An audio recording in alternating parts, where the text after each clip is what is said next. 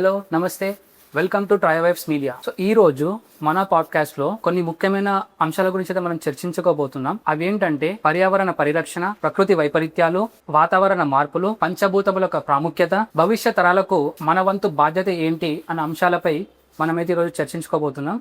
మరి ఈ చర్చలో భాగంగా మనతో పాటు ముఖ్య అతిథి అయితే ఈరోజు రావడం జరిగింది మన స్టూడియోకి. వారు ఎవరో కాదు, world environment organization WEO founder and chairman మన సిహెచ్ భద్రన్న గారు. సో భద్రన్న గారు సేవ్ నేచర్ సేవ్ ఫ్యూచర్ అన్న నినాదాన్ని ప్రజల్లోకి చాలా బలంగా తీసుకెళ్లడానికి తన వంతు కృషి అయితే చేయడం జరుగుతుంది. అంతేకాకుండా ప్రతి రోజు వారు లేచినప్పటి నుంచి కూడా పాలకులతోనూ ప్రముఖులతోనూ ఎంతో మంది ప్రజలు, లైక్ చిన్న పిల్లల దగ్గర నుంచి మొదలు పెడితే పెద్దవాళ్ళ వరకు కూడా ప్రతి ఒక్కరిని కలిసి ఎన్విరాన్మెంట్ పరంగా ప్రతి ఒక్కరికి అవేర్నెస్ క్రియేట్ చేసే విధంగా వాళ్ళు కార్యక్రమాలు అయితే నిర్వహిస్తున్నారు. దీనితో పాటు ఒక లీడర్ కి సంబంధించిన క్వాలిటీస్, ఒక లీడర్ అంటే ఎలా ఉండాలి, నాయకుడు అంటే ఎలా ఉండాలి, ఒక బలమైన నాయకుడిని మనం ఎంచుకుంటే పర్యావరణాన్ని ఎలా కాపాడతాడు, ఫ్యూచర్ జనరేషన్ కోసం ఎటువంటి ఇబ్బందులు వచ్చినా ఎలా తీసుకుంటాడు, ఎలా దాన్ని మొత్తము క్లియర్ చేసే విధంగా తను కష్టపడతాడు అనే క్వాలిటీస్ ప్రతి ఒక్కటి కూడా వారు ఒక పుస్తకాన్ని అయితే రచించడం జరిగింది. వారితో మాట్లాడి మరిన్ని విషయాలు మనం తెలుసుకుందాం.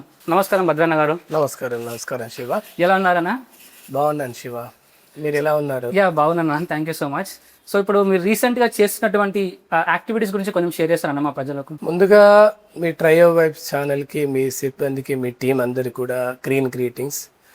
ఈరోజు మనందరం మాట్లాడాల్సిన విషయం ఏదైనా ఉంది, ముఖ్యంగా భారతదేశంలో జెన్జీ జనరేషన్స్ ఈరోజు అంతా కాక్రోచ్ జనతా పార్టీ ట్రెండ్ నడుస్తున్న టైంలో ఈరోజు కాక్రోచ్ జనతా ట్రెండింగ్లో ఉంది దేశంలో.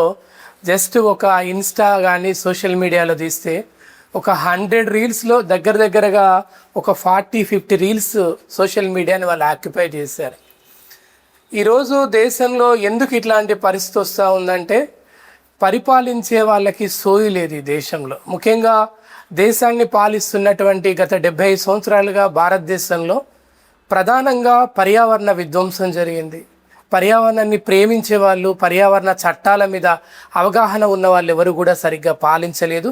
కేవలం పాలకులంతా కూడా పెట్టుబడిదారులు అవ్వడం మూలంగా ఈ దేశం ప్రపంచంలో ఎక్కడా జరగని విధ్వంసం జరిగింది. ఈరోజు అందరం కూడా సింగపూర్ అంటాం మాట్లాడితే. సింగపూర్లో జరిగిన అభివృద్ధి ఏంటి?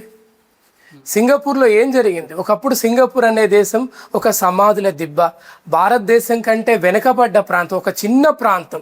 కానీ ఈరోజు సింగపూర్ అనేది ఒక భూతల స్వర్గం. సింగపూర్లో ఈరోజు వేస్ట్ నుంచి ఎలక్ట్రిసిటీ ఎట్లా ప్రొడ్యూస్ చేయాలో చెప్పారు. ముఖ్యంగా సింగపూర్లో ఉన్నటువంటి తక్కువ భూమిలో అద్భుతమైనటువంటి బయోడైవర్సిటీని ఎట్లా డెవలప్ చేయాలో చెప్పారు, టెక్నాలజీని ఎలా డెవలప్ చేయాలో చెప్పారు.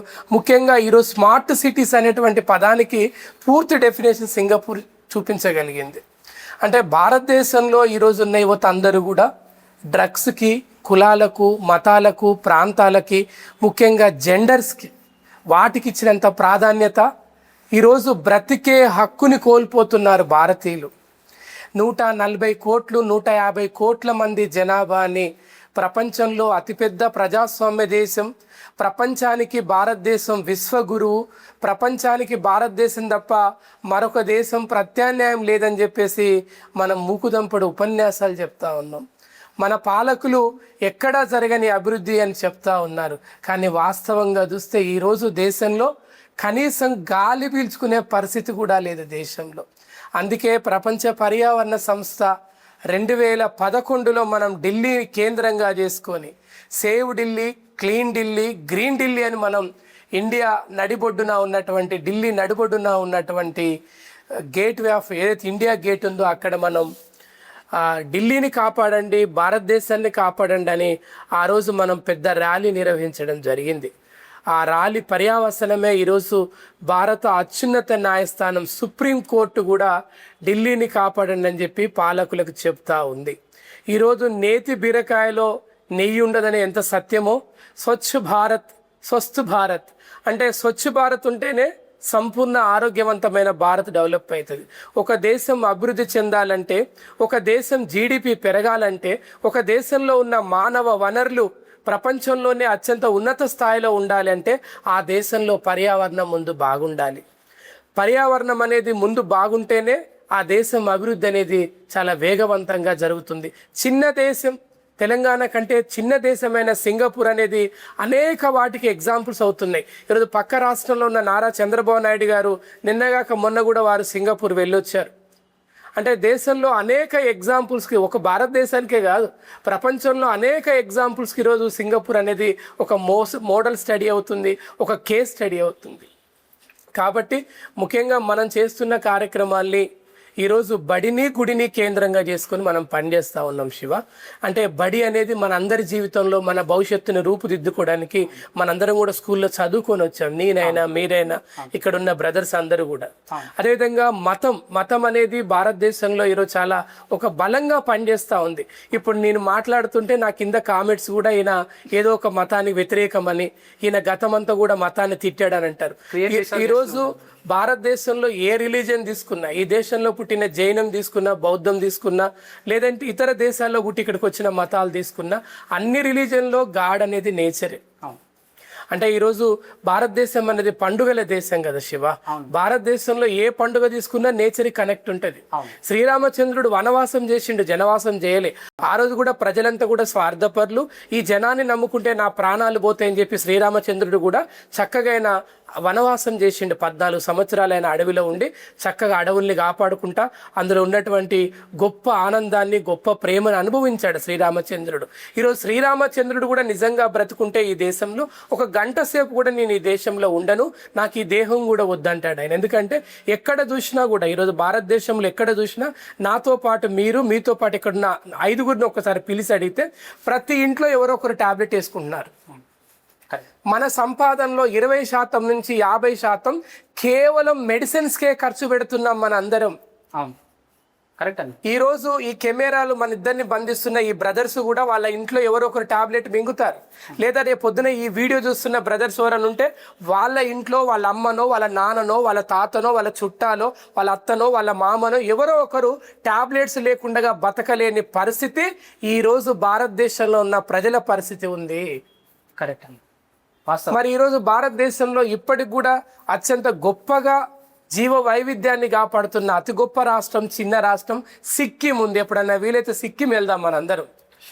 కాబట్టి ఏంటంటే బడి గుడి ఈ రెండు కూడా, బడి అనేది మన జీవితాన్ని, మన బ్రతుకుని, మన లైఫ్ స్టైల్ని, మన ఎట్లా మాట్లాడాలి. ఈరోజు నీ ముందట నేను మాట్లాడుతున్నంటే శివ, నాకు బడిలో నేర్పిన, నా గురువులు నేర్పిన పాఠాలే నేను ఎలా బ్రతకాలి అని చెప్పేసి నాకు నేర్పించారు. కాబట్టి ఈరోజు ప్రతి పాఠశాల విద్యార్థి కేజీ నుంచి పీజీ వరకు కాలేజ్ స్టూడెంట్స్, యూనివర్సిటీ విద్యార్థులు కూడా తప్పకుండా 10 మొక్కలైనా కనీసం నాటాలని మన ప్రపంచ పర్యావరణ సంస్థ మీ ద్వారా విజ్ఞప్తి చేస్తున్నాను. నా ద్వారా మన సంస్థ ద్వారా కూడా విజ్ఞప్తి చేస్తున్నాను. కాబట్టి అది నిరంతర ప్రాసెస్. ఎందుకంటే ఈరోజు ఒక సన్నీ లియోన్ గారు వీడియో పెడితే ఈరోజు కొన్ని లక్షల మంది షేర్లు కొడతారు, స్టేటస్ పెట్టుకుంటారు. ఈరోజు పర్యావరణం గురించి ఎవరైనా మాట్లాడితే ఏంటంటే ఒక అంటరాని వాడి కంటే హీనంగా చూస్తారు ఈ దేశంలో. ముఖ్యంగా భారతదేశంలో పర్యావరణం గురించి మాట్లాడిన వాళ్ళని చంపేస్తారు. ఇది ఈ దేశంలో ఉన్న పరిస్థితి. ఈ దేశంలో ఉన్న పాలకులు ఎవరికి కూడా environment act, environment impact, air pollution గురించి, వాటర్ పొల్యూషన్ గురించి ఈరోజు అనేక గొప్ప గొప్ప ప్రసంగాలు చెప్తూ ఉంటారు. ఏఐ అనేది ప్రపంచాన్ని శాసిస్తుంది, నడిపిస్తున్నాను. ఎంత ఏఐ టెక్నాలజీ డెవలప్ అవుతూ ఉంటే పర్యావరణం అంత గొప్పగా వినాశనం అవుతుంది శివ. అవునన్నా, కరెక్ట్ అన్న. సో మనము ఈ పర్యావరణ పరిరక్షణ టాపిక్ వెళ్ళే ముందు ఫస్ట్ అన్న లైక్ మీ స్కూల్ డేస్ అయినా కావచ్చు, కాలేజ్ డేస్ అయినా కావచ్చు, లేదా లైక్ కాలేజ్ నుంచి ప్రొఫెసర్ నుంచి అనేకమైనటువంటి రాజకీయ నాయకులకు మీరు స్పీచ్ కూడా అంత రాసిచ్చారు. దానితో పాటు మీరు WEO అనే సంస్థను కూడా ప్రారంభించారు. ఈ జర్నీ మిమ్మల్ని ప్రేరేపించినటువంటి అంశం ఏంటి? ఎందుకంటే ముందు అంతా కూడా ఒక జర్నలిజం అయినా కావచ్చు, ఒక ఉద్యమమైనా కావచ్చు, దీంట్లో ఉన్నటువంటి మీరు ఒకటేసారి మీరు ఈ పర్యావరణంలోకి రావడానికి మీకు ఏ అంశం ప్రేరేపించింది సార్? అంటే బేసికల్గా శివ, మా ప్రాపర్ వచ్చి ఇల్లెందు, మరి భద్రాద్రి కొత్తగూడెం జిల్లా. నేను స్టూడెంట్గా ఉన్నప్పుడు 9th క్లాస్లో గుమ్మన్ నర్సయ్య గారు మాకు అప్పుడు ఎమ్మెల్యేగా ఉన్నారు. ఆ రోజు లెఫ్ట్ పార్టీ, నేను SFIలో student federation of India, SFI కొంచెం ముందుకెళ్తే ఒక 5 పిల్లర్స్ పోతే ఇక్కడ SFI రాష్ట్ర కార్యాలయం ఉంటుంది. ముఖ్యంగా మా ఇల్లెందు ప్రాంతం, నేను పుట్టిన ప్రాంతం నుంచి నేను ఎస్పెషల్లీ ఒక ఇల్లెందు, సింగరేణి, బొగ్గుట అనే ప్రాంతం బిడ్డగా నేను చాలా గర్వంగా ఫీల్ అవుతాను. ఎందుకంటే ఈ ప్రపంచంకి మొత్తం కూడా వెలుతురునిస్తూ మా జీవితాలు మొత్తం కూడా మసిబారిపోతున్నాయి. మా జీవితాలు మొత్తం ఈరోజు మా ఇల్లెందు అనేది ఒక సమాధుల దిబ్బ అయింది. ఈరోజు మా ఇల్లెందులో టెంపరేచర్, మా ఇల్లెందు, మా కొత్తగూడెం, మా భూపాలపల్లి, మా మందమర్రి, మా మంచిర్యాల, మా గోదావరి కానీ ఈ ప్రాంతాలన్నీ కూడా ఈరోజు మొత్తం కూడా కళాహీనమైపోతా ఉన్నాయి. అందుకే మొన్న 52 డిగ్రీల టెంపరేచర్ మన కొత్తగూడెంలో మనం చూసాం.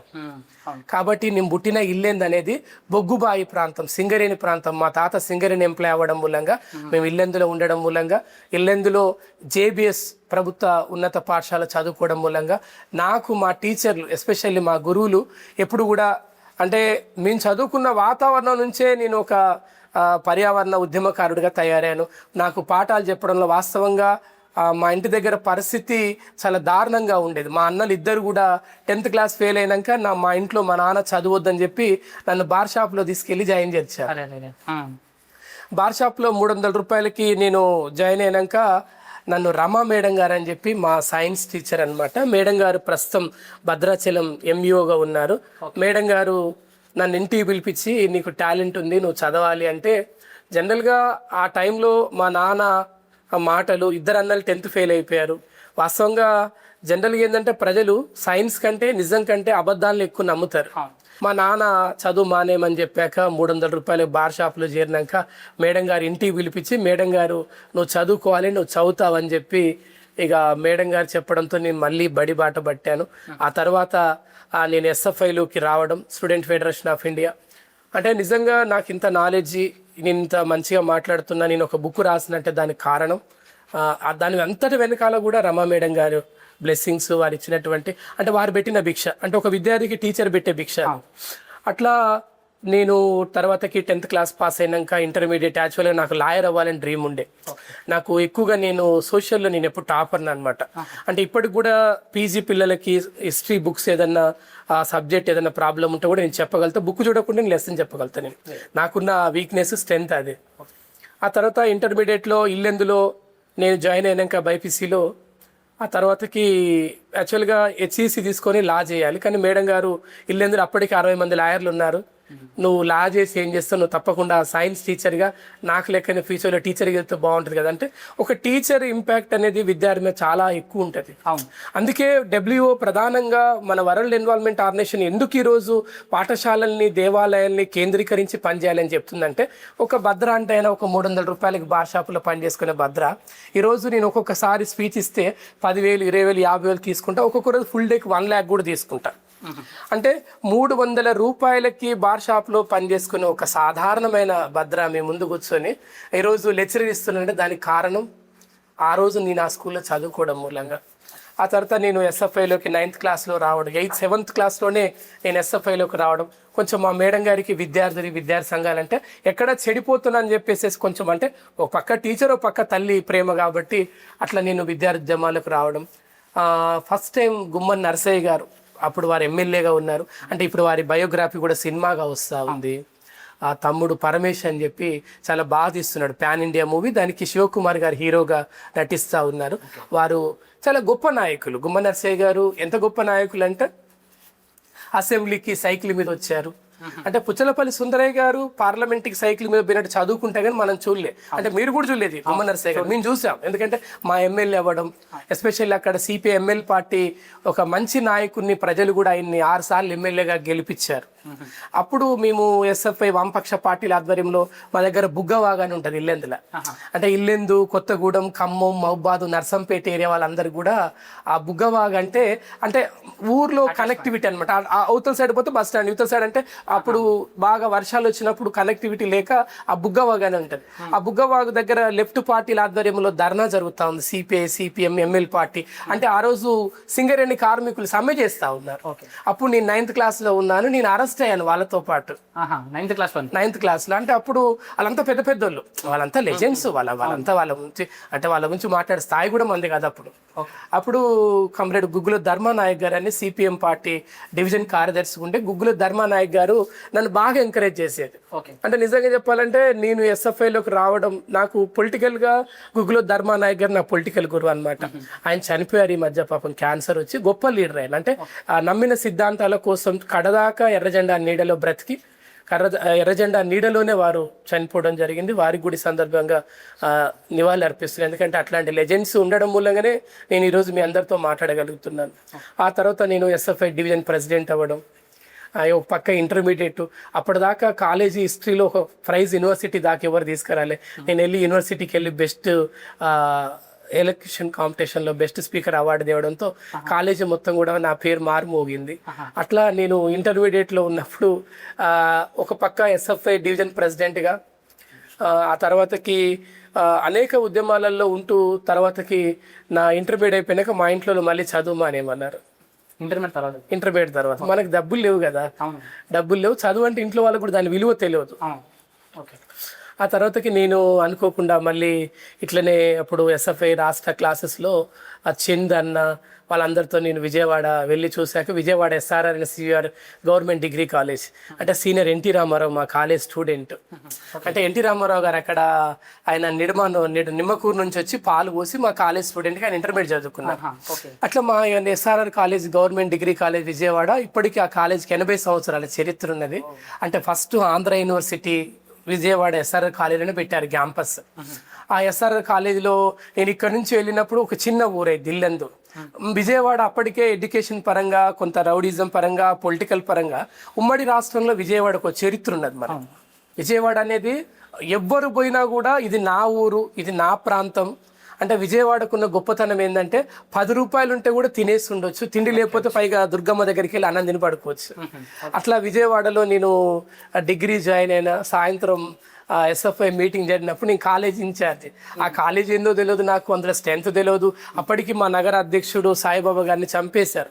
చాలా దారుణమైన పరిస్థితులు ఉన్నాయి. ఎందుకు చంపేశారు? అక్కడ కొంచెం రౌడిజం, అక్కడ కొంచెం లోకల్లో ఉన్నటువంటి ఆర్గనైజేషన్స్, యుఎస్ఓ, అదేవిధంగా యుఏ, అంటే ఎస్పెషల్లీ విజయవాడ కమ్మ వర్సెస్ కాపు పాలిటిక్స్ ఉంటాయి.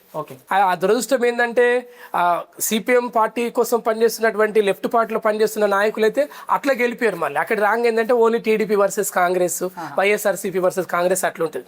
ఇప్పుడు లెఫ్ట్ పార్టీలో చాలా గొప్ప గొప్ప లీడర్స్ ఉన్నారు, కానీ వాళ్ళ పట్ల మాత్రం ప్రజలు కేవలం ఉద్యమాలుగానే చూస్తారు. ఈరోజు కూడా విజయవాడ సిటీలో గొప్ప గొప్ప లీడర్స్ ఉన్నారు. బాబురావు గారు కానీ, కాశీనాథ్ గారు కానీ, ఏదైతే ఉమా గారు కానీ, వీళ్ళంతా కూడా చాలా గొప్ప లీడర్స్ అక్కడ. అంటే వాళ్ళు పబ్లిక్ కోసమే వాళ్ళ లైఫ్ అంతా డెడికేషన్ చేసిన వాళ్ళు. ఆ రోజు వాళ్ళందరూ ఎంకరేజ్ చేయడంతో నేను ఎస్ఆర్ఆర్ కాలేజీ లీడర్గా ఒక 2000 మంది సభ్యత్వం చేర్పించాం ఎస్ఆర్ఆర్ కాలేజీలో. అప్పుడు నా మీద నాకు నమ్మకం వచ్చింది.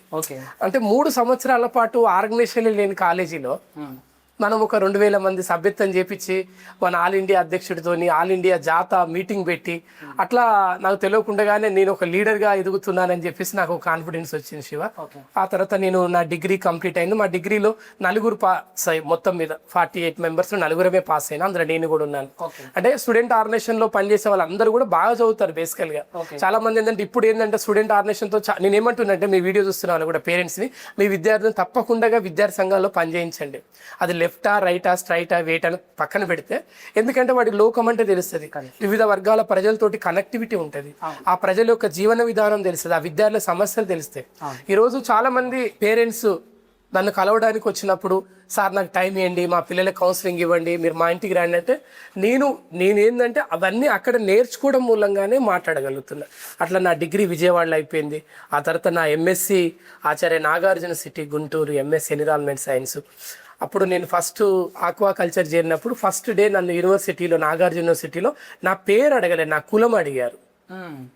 ఇప్పుడు అనేది 2009లో నేను పీజీ ఫస్ట్ ఇయర్లో జాయిన్ అయితే మామూలుగా ఏమనిపిస్తుంది అంటే అక్కడ కులం అనేది చాలా బలంగా ఉంటుంది నాగార్జున యూనివర్సిటీలో. అప్పుడు కుల సంఘాలు చాలా విపరీతంగా, చాలా బలమైన పాత్ర పోషించేది.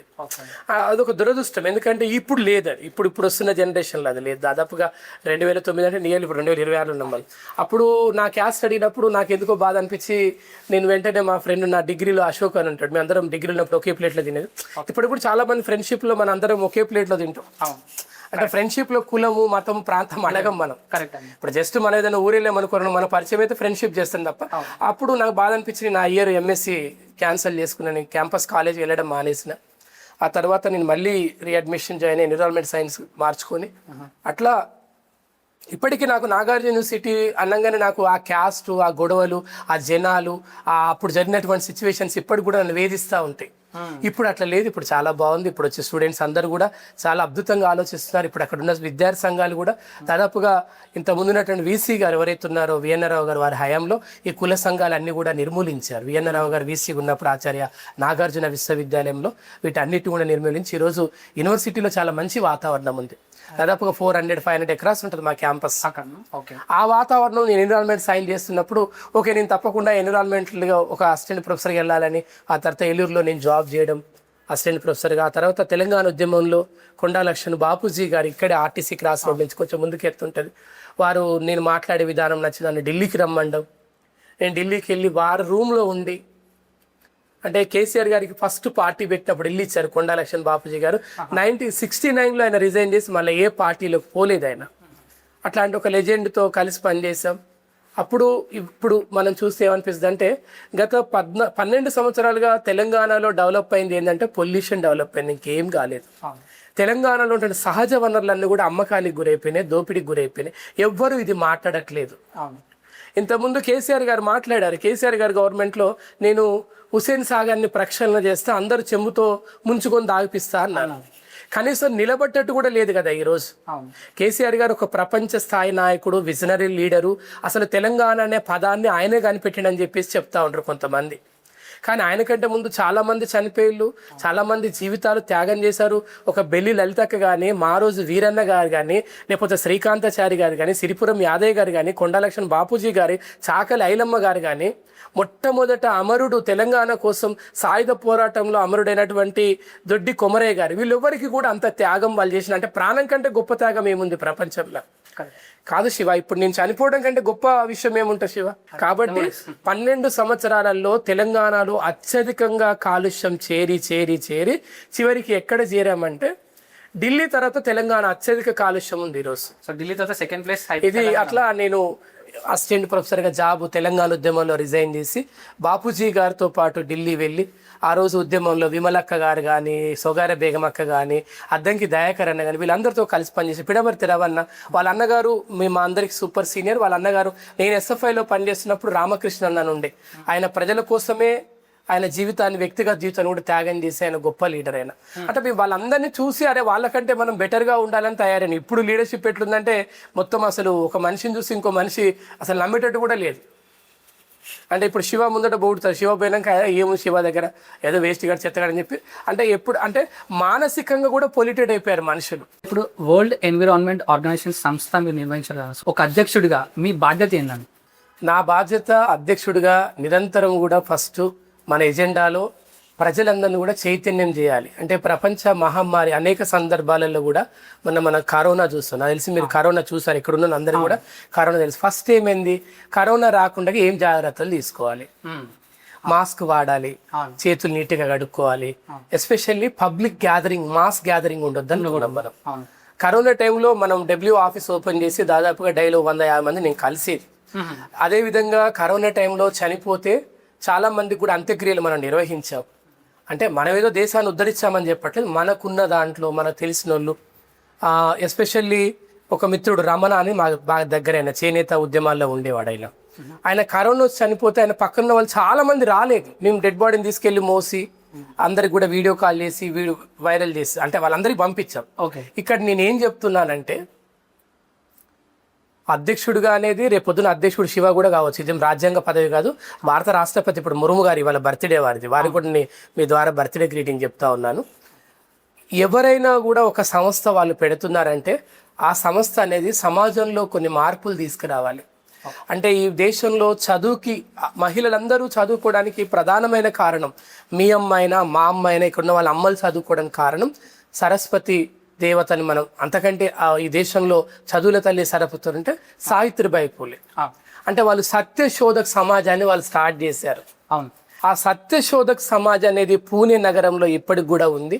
ఆ సత్యశోధక సమాజ్ ఏంటంటే ప్రజలలో మూఢనమ్మకాల్ని పారదోలుతుంది. ప్రజలందరూ కూడా సతీ సాగమనని, భర్త చనిపోతే భార్యను తీసుకెళ్లి కాలబెట్టదని వ్యతిరేకిస్తుంది.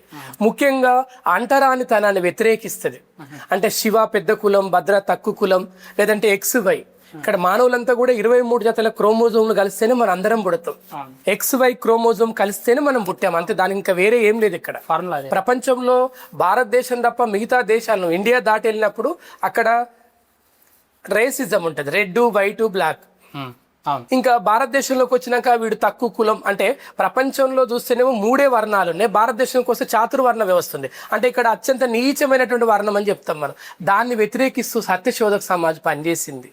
ముఖ్యంగా విధవరాండ్లను చంపేదానికి వ్యతిరేకంగా పనిచేసింది. ఆ మహనీయుల స్ఫూర్తితోటే మన డబ్ల్యూని మనం స్టార్ట్ చేసాం. ఈరోజు సత్యశోధక సమాజాన్ని ఈ దేశంలో ఎంత గొప్ప మార్పు తీసుకొచ్చిందంటే ఈరోజు భారత రాష్ట్రపతిని కూడా ఆ రోజు పూలే గారు వేసినటువంటి పునాది మీద ఆమె ఒక స్కూల్ టీచర్గా తన కెరియర్ని స్టార్ట్ చేసి ప్రపంచంలో అతిపెద్ద ప్రజాస్వామ్య దేశం, ప్రపంచంలోని అతిపెద్ద రాజ్యాంగానికి అధినేత్రి కాగలిగింది. ఆ రోజు ఆ మహానుభావుడు చదువు చెప్పకపోతే సావిత్రిబాయి పూలే వచ్చేది కాదు. ఈరోజు భద్ర అనేటైనా కూడా ఉండొచ్చు, లేకపోవచ్చు. జస్ట్ మీతో మాట్లాడుతున్నాను, నేను రోడ్డు వెంబడి యాక్సిడెంట్లో చనిపోవచ్చు, లేదా పొల్యూషన్ ఎక్కువైపోయి నేను వామిటింగ్ అయ్యి కూడా చనిపోవచ్చు. ఈరోజు చూస్తున్నాం, ఈరోజు హైదరాబాద్లో ఎయిర్ పొల్యూషన్ ఏ స్థాయిలో ఉందో. దాదాపుగా ఈ ఒక్కరోజు వర్షం పడ్డది, నెక్స్ట్ డే చాలా మంది కూడా థ్రోట్ ఇన్ఫెక్షన్ వచ్చింది. కాబట్టి ఏంటంటే నేను అధ్యక్షుడిగా, నేను ఒక బేసికల్గా నేను అసిస్టెంట్ ప్రొఫెసర్గా పనిచేసిన, పైగా నేను ఒక పుస్తక రైటర్ని కూడా. అంటే నాయకులు ఎలా ఉండాలి, ఎట్లా మాట్లాడాలి, ఈ దేశంలో లీ లాంటి నాయకులు, అంటే సింగపూర్ ఏ విధంగా అయితే ఆ నాయకుడి యొక్క గొప్పతనం ప్రజలకు అప్పీల్ చేసిండు ఆయన, నాకు మీ అందరి మద్దతు కావాలి, నాకు మీ అందరి సపోర్టు కావాలి, మీ అందరి సపోర్ట్ ఉంటే ఈ దేశాన్ని ప్రపంచంలోనే సుసంపన్నమైనటువంటి దేశంగా తీర్చిదిద్దా అన్నాడు. ఆయనను ప్రజలు బ్రతుకున్నంత కాలం కూడా ఆ పీఠం మీద కూర్చోబెట్టారు. అలాగే ఫెడల్ క్యాస్ట్రో అమెరికాకి 80 కిలోమీటర్లు, ఈరోజు 15 మంది విద్యార్థులకు ఒక టీచర్ ఉన్నారు అక్కడ. 20 ప్రతి 500 మందికి ఒక డాక్టర్ ఉన్నారు అక్కడ. అది కదా కావాల్సింది నాయకత్వం అంటే. ఆ ప్రజలు, అక్కడ ఉన్నటువంటి పర్యావరణం, అక్కడ ఉన్న ప్రజల ఆరోగ్యం కావాలి కదా. ఇవన్నీ స్టడీ చేసినప్పుడు నాకున్న ఈ జీవితకాలం ఇంకా మహా అంటే నేను ఇంకో 50 సంవత్సరాలు బ్రతుకుతా శివ. ఈ 50 సంవత్సరాల్లో కనీసం ఒక 10 నుంచి 50 కోట్ల మంది ప్రజల్ని చైతన్యవంతులను చేయాలనేది ఫస్ట్ నా ఎజెండా. మన ప్రపంచ పర్యావరణ సంస్థ ప్రధానమైన ఎజెండా ఏంటంటే అధ్యక్షుడు భద్రా ఉంటాడా, శివ ఉంటాడా, హరి ఉంటాడా, XYZ తప్పకుండా అది సమావేశం పెడతాం. అధ్యక్షుడిగా నేను పని సరిగ్గా చేయకపోతే మన బైలాస్ అన్ని కూడా సిస్టమేటిక్గా ఉంటాయి. ప్రతిదీ కూడా భారత రాజ్యాంగం లోబడే పనిచేయాలి. నేనేదో పెద్దగా తురుంకానని చెప్పి నాకేదో గొంతుంది అని చెప్పి ఏది పెడుతుంది కాబట్టి కుదరదు. సమిష్టి నిర్ణయమే తీసుకోవాలి. ఆ సమిష్టి నిర్ణయంలో మెజారిటీ అభిప్రాయానికి గౌరవించాలి మనం. కాబట్టి HIV కానీ కరోనా లాంటివన్నీ కూడా అవగాహన, అవేర్నెస్ చేయబట్టే మనం ఈరోజు బయటికి రాగలిగాం. ఇప్పుడు కూడా అందరిలో కూడా ప్రజలందరినీ కూడా ప్రకృతిలోనే అన్నీ ఉన్నాయి, ప్రకృతే సర్వశక్తివంతమైంది, ప్రకృతిని కాపాడుకోవడం అంటే దేవుణ్ణి కాపాడుకోవడం. ఇప్పుడు దేవుడు నిజంగా ఒకవేళ ఊపిరుండి ప్రాణం ఉంటే ముందు నన్ను కాపాడమని ఫస్ట్ మనందరికీ చెప్తాడు. నన్ను నువ్వు కాపాడితే నిన్ను కాపాడుతా, నువ్వు నన్ను కాపాడపోతే నీ అంతు తేలిస్తే నేను పైకి తీసుకెళ్తా అంటాడు. ఇప్పుడు ఇక్కడ దేవుడు అనేవాడు ఎవరో కాదు, ప్రకృతి. అన్ని మతాలలో ప్రకృతి దైవం శివ. అన్ని మతాలు, అన్ని పండుగలు, అన్ని సందర్భాలు ప్రకృతి. మనము ఇప్పుడు ఇద్దరం లైవ్ లో గాలి పీల్చుకున్నాం కూడా ఈ ప్రకృతికి మనం రుణపడే ఉన్నాం. మనమంతా మనం ప్రతిరోజు కూడా ఈ ప్రకృతికి కృతజ్ఞతా భావాన్ని చెల్లించాలి. అంటే దేవుడికి హుండీలో కానుకలు వేయడం కాదు.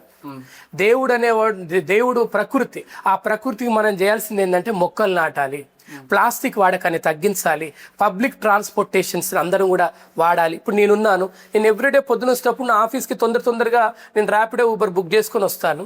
ఈవినింగ్ తప్పకుండా నేను మెట్రోనే ప్రిఫర్ చేస్తాను. అంటే సాధ్యమైనంత వరకు ఇప్పుడు నేను పిలిస్తే మీలాంటి తమ్ముళ్ళు ఎవరొకరు వస్తారు, బండి వేసుకోనో కార్ వేసుకోనో. అదంతా ఎందుకు, ఇంటర్వ్యూకి కూడా నాకు మన హరి అన్న నేను కార్ వేసుకొని వస్తా అంటే దానివల్ల టైం వేస్ట్గా ఇద్దరికి. ఎందుకంత బిల్డప్, ఎందుకంత ఓవర్ యాక్షన్? అంటే హరి టైం వేస్ట్ అయింది, నా టైం వేస్ట్ అయింది, ఇంకోటి పెట్రోల్ వేస్ట్ అయితే, డబ్బులు వేస్ట్ అవుతాయి. దానికంటే చక్కగా బుక్ చేసుకుని వచ్చేస్తే ఎంత సేఫ్ ఇద్దరికి. ప్రెసెంట్ జనరేషన్లో ప్రతి ఒక్కరు కూడా ఏంటంటే ఆ సస్టైనబుల్ లైఫ్ అనేది కోరుకుంటున్నారు కదా. ఇలాంటి జెన్జీ వల్ల మీరు ఎందుకు ఇలా ఎంచుకుంటున్నారు? బేసికల్ గా శివ, ఇక్కడ మనం బ్రతకడానికి వచ్చినాం, మనం కేవలం టూరిస్టులం మాత్రమే. ఈ భూమి మీద నీకు ఏ హక్కు లేదు, కానీ భూమిని మనందరం కూడా సర్వనాశనం చేస్తున్నాము. ఓకేనా, జెన్జీ అయినా ఏజీ అయినా ఈరోజు ఎక్కువ హెల్త్ ఇష్యూస్ జెన్జీలోనే వస్తున్నాయి. ఒక్కొక్కరు సగటున జెన్జీ పిల్లలందరూ కూడా ఇప్పుడు ఉన్నటువంటి అంటే 13 years నుంచి 20, 23, 24, 25 ఉన్న వాళ్ళందరూ ఏం చేస్తున్నారంటే శివ, వాళ్ళందరూ కూడా మొబైల్లోనే ఎక్కువ గడుపుతున్నారు. చిన్నపిల్లలు కూడా అంటే వాళ్ళకి కనీసం నేచర్లో ఉండేటువంటి ప్యూరిటీ, క్లారిటీ, ఆ నేచర్ ఉంటే సోల్ ఏదైతే ఉంటుందో, పూర్వకాలం మన పెద్దవాళ్ళందరూ కూడా ఏదన్నా బాధ వస్తే, ఏదన్నా దుఃఖం వస్తే ఇక చెరువు గట్టి మీద కూర్చుంటోళ్ళు, చెట్టు కింద కూర్చుంటోళ్ళు. గ్రీనరీ. ఈరోజు చిప్కో మూమెంట్ చూస్తే సుందర్లాల్ బహుగుణ గారు చెట్టుని ఇట్లా నరకడానికి వస్తే ఇట్లా కౌగులించుకొని ఆ ఉద్యమం ద్వారా గొప్ప గొప్ప సైంటిస్టులు కూడా షాక్ అయ్యారు. దాని వెనకాల చాలా గొప్ప రీజన్స్ ఉన్నాయి. ఒకటి, చెట్టు అనేది మనందరికీ ఆస్తి. ఇంకొకటి ఏంటంటే ఆ చెట్టులో ఉన్నటువంటి అద్భుతమైనటువంటి శబ్దాలు మన సోలు కనెక్ట్ అయితే మనకైనా జబ్బులు ఉంటే హీల్ చేయబడతాం మనం. కాబట్టి జెన్జీ జనరేషన్ అయినా ఇంకా తర్వాతకు వచ్చే ఎక్స్, వై, జెడ్ ఏ జనరేషన్ అయినా కూడా అందరూ నేచర్తోనే బ్రతకాలి, నేచర్లోనే ఉండాలి. నేచర్ లేకపోతే ఏ జనరేషన్ ఉండదు. ఇప్పుడు ఈ నేచర్ పరంగా ఇంత నాలెడ్జ్ మీరు గెయిన్ చేశారు, ప్రాక్టికల్గా చూస్తారు. సో ఒకటి ఏమవుతుందంటే ఈ సంస్థను స్థాపించారు కదా, WO అనే సంస్థను మీరు స్థాపించారు. దాని పట్ల ఇంత రెస్పాన్సిబుల్గా ప్రతి ఒక్కరికి మీరు షేర్ చేస్తున్నారు, అవేర్నెస్ క్రియేట్ చేస్తూనే ఉన్నారు. బట్ ఈ సంస్థ క్రియేట్ చేసేటప్పుడు అప్పటి నుంచి అయినా సరే ఇప్పటి వరకు అయినా సరే జనరల్గా ఎటువంటి సవాలు మీరు ఎదుర్కొంటున్నారు? సవాల్ అంటే బేసికల్గా ఇక్కడ నేను ఏదో ఒక కుల సంఘం మీటింగ్ పోయింది అనుకో, ఆ కుల సంఘం వాళ్ళకి ఎగ్జాంపుల్ ఒక ఎక్స్ అనే కమ్యూనిటీ అనుకో, వాళ్ళకి ఏమనిపిస్తుంది, వాళ్ళని ఆనందపరుస్తూ, వాళ్ళని పొగుడుతూ, లేదంటే వాళ్ళు అక్కడ ఉన్నటువంటి వ్యక్తులు రెచ్చగొడితే ఆ స్పీచ్ హిట్ అవుతుంది. కానీ మీరు అందరు ఆరోగ్యంగా ఉండాలి, మీరు ప్లాస్టిక్ వాడొద్దు, మీరు డైలీ ప్రతిరోజు కూడా హెల్త్ కోసం ఉండాలంటే ఎవరికైనా ఏమనిపిస్తుంది అంటే వీడేంది పిచ్చి వాళ్ళ ఉండాలనుకుంటారు. ఇప్పుడు ఎస్పెషల్లీ జెన్జీ జనరేషన్ ఎట్లుంటుందంటే బాగా ఫాస్ట్గా ఉండాలి, బాగా ఎంజాయ్ చేయాలి. అంటే పెరుగుడు విరుగుడు కొడుకని ఒక సామెత ఉంటుంది శివ. పెరుగుడు విరుగుడు కొడుకే. ఏది పెరిగినా కూడా మళ్ళీ ఈ సమాజంలో బుద్ధుడు ఏం చెప్తాడంటే ఎంత పెరిగితే అంత వినాశనం కూడా ప్రారంభమైందండి. అందుకే కరోనా టైంలో మనందరం ఇంత టెక్నాలజీ ఉన్న పెద్ద పెద్దోళ్ళు చివరాఖరికి ట్రంప్ ఈరోజు ప్రపంచంలోనే అతి గొప్ప నాయకుడిగా ట్రంప్ చెప్తున్నారు కదా. ఈ జెన్జీ జనరేషనే కదా ట్రంప్ని ఇట్లా అక్కడ ఉన్నటువంటి లోకల్ అమెరికన్స్ అంతా కూడా లోకల్ అని చెప్పి ఆయన తీసుకొస్తే ఇప్పుడు ఏమంటున్నారు, వాళ్ళే అంటున్నారు వీడు ఒక పిచ్చివాడు.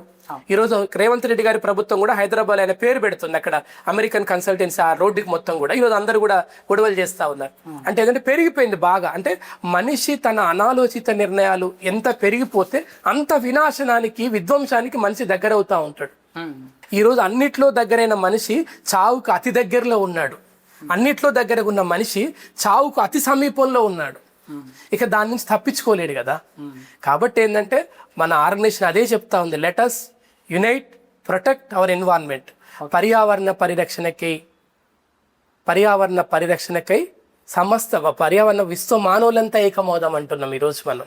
ఓకే. అంటే కారల్ మార్క్స్ ఆ రోజు ఏం చెప్పిండు, ప్రపంచ కార్మికులారా ఏకంగా అన్నాడు. డాక్టర్ బాబాసాహెబ్ అంబేద్కర్ గారు అంటారు సమీకరించు, బోధించు, పోరాడు అంటాడు. ఈ ఇద్దరి యొక్క ఆలోచన విధానాన్ని స్టడీ చేసిన నేను. ఈ దేశానికి రాజ్యాంగం అనేది మనం బ్రతకడానికి ఉన్నటువంటి ఆక్సిజన్ లాంటిది. ఈరోజు ఇదే జెన్జీ కూడా రాజ్యాంగం పట్టుకొని బయలుదేరింది. మొన్న ఆయన కొట్టారు, ఆయన పేరేం పేరు, జెన్జీ ప్రెసిడెంట్ ఫౌండర్ అభిజిత్ కూడా ఫారెన్ నుంచి రావడమే రాజ్యాంగం పట్టుకొని ఎయిర్పోర్ట్ బాబాసాహెబ్ అంబేద్కర్ బొమ్మ పట్టుకొని బయటకు వచ్చేసింది. Cockroach Janata party.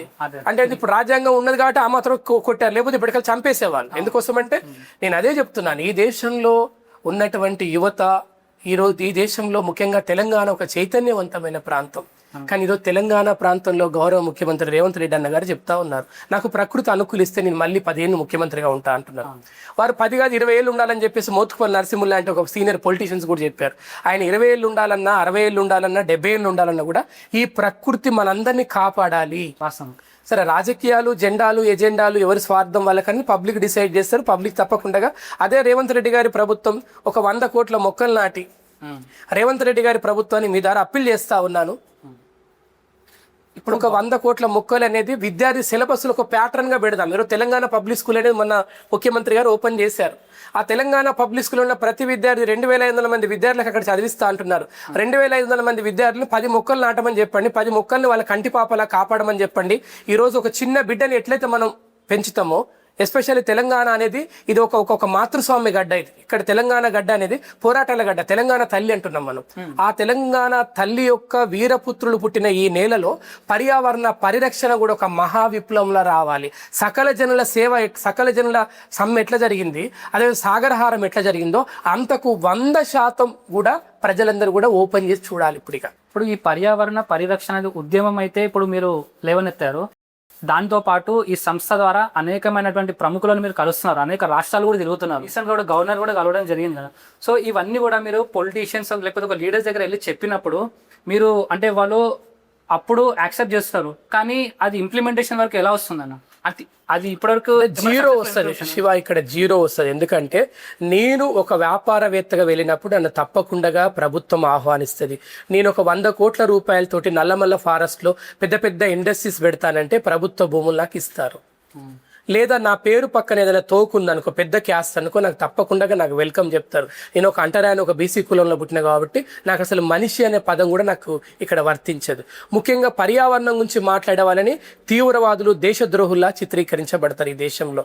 ముఖ్యంగా నమో గంగా కోసం పోరాడినటువంటి వాళ్ళు చాలా మంది చనిపోతా ఉన్నారు.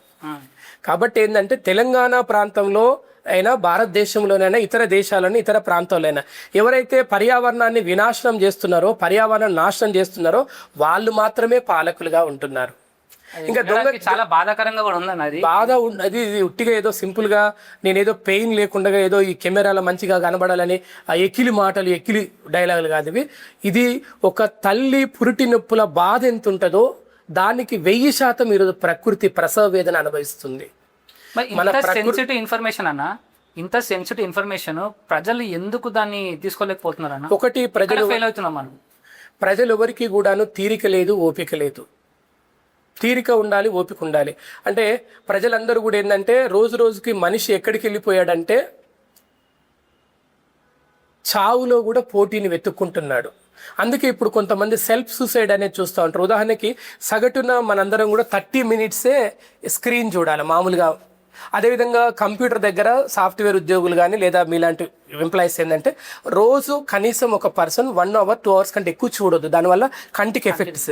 అందుకే దానిలో భాగంగానే మన world environment organization digital disconnect అనే ప్రోగ్రామ్ మనం టీ హబ్లో లాంచ్ చేసాం టీటా వాళ్ళతో కలిసి. అంటే రోజు కనీసం ఒక 1 అవర్ 2 అవర్స్ ప్రకృతితో గడపడం, చెట్లతో గడపడం, ఎస్పెషల్లీ నీకు నచ్చిన వ్యక్తులతో గడపడం వాళ్ళతో. అంటే ఇవన్నీ పక్కన పెట్టేసి ఈరోజు చూడండి పెద్దవాళ్ళు ఇప్పటికి కూడా మనం విలేజ్లోకి పోతే 80 ఏళ్ళు 90 ఏళ్ళు ఉంటాయి. వాళ్ళు చాలా హెల్తీగా ఉంటారు, మనకంటే హెల్తీగా ఉంటారు. వాళ్ళకి స్పెట్స్ కూడా ఉండవు, వాళ్ళకి స్పెట్స్ ఉండవు, వాళ్ళకి అసలు ఎస్పెషల్లీ పంటి సమస్య ఉండదు, కంటి సమస్య ఉండదు. ఎస్పెషల్లీ వాళ్ళు ప్రశాంతంగా నడుచుకుంటూ వెళ్ళగలుగుతారు. ఇప్పుడు చూడండి ఎవరైనా ఒక 1 అవర్ నడవగలుగుతారా? ఎవరైనా నడుస్తారా? అంటే టెక్నాలజీ అనేది మనిషిలో ఉన్నటువంటి మానసిక స్థితిని, శారీరక స్థితిని, ఈ రెండింటిని కూడా సర్వనాశనం చేసింది. కాబట్టి ఎవరని చెప్తే పిచ్చోడే అనుకుంటారు. ఎస్పెషల్లీ ఇక్కడ ఏంటంటే మనకేం కావాలంటే షార్ట్ కట్లో కావాలి, ఏదైనా ఉంటే షార్ట్ అండ్ స్వీట్లో కావాలి, అంతే తప్ప మనం నేచర్ కనెక్ట్ అవ్వండి, మొక్కలు నాటండి, ప్రకృతిని కాపాడండి. ఇప్పుడు మీరు చూడండి దేవాలయాల దగ్గర మన టెంపుల్కి ఎందుకు వెళ్తాం శివ? ప్రశాంతత కోసము. కానీ ఇప్పుడు ఏ టెంపుల్ పోయినా కూడా చెప్తుంది, మొత్తం డంపింగ్ యార్డ్లు ఎక్కువ ఉన్నాయి మనకి. ఈరోజు తిరుమల తిరుపతి ఒక్కటి ఎందుకంటే చాలా సిస్టమేటిక్గా మెయింటైన్ చేస్తున్నారు. తిరుమల తిరుపతి అనేది ఒక ఇండివిజువల్ గవర్నెన్స్ బాడీ కాబట్టి అక్కడ ప్లాస్టిక్ బాటిల్స్ అనేది ఎంట్రన్స్లోనే తీసుకుంటున్నారు.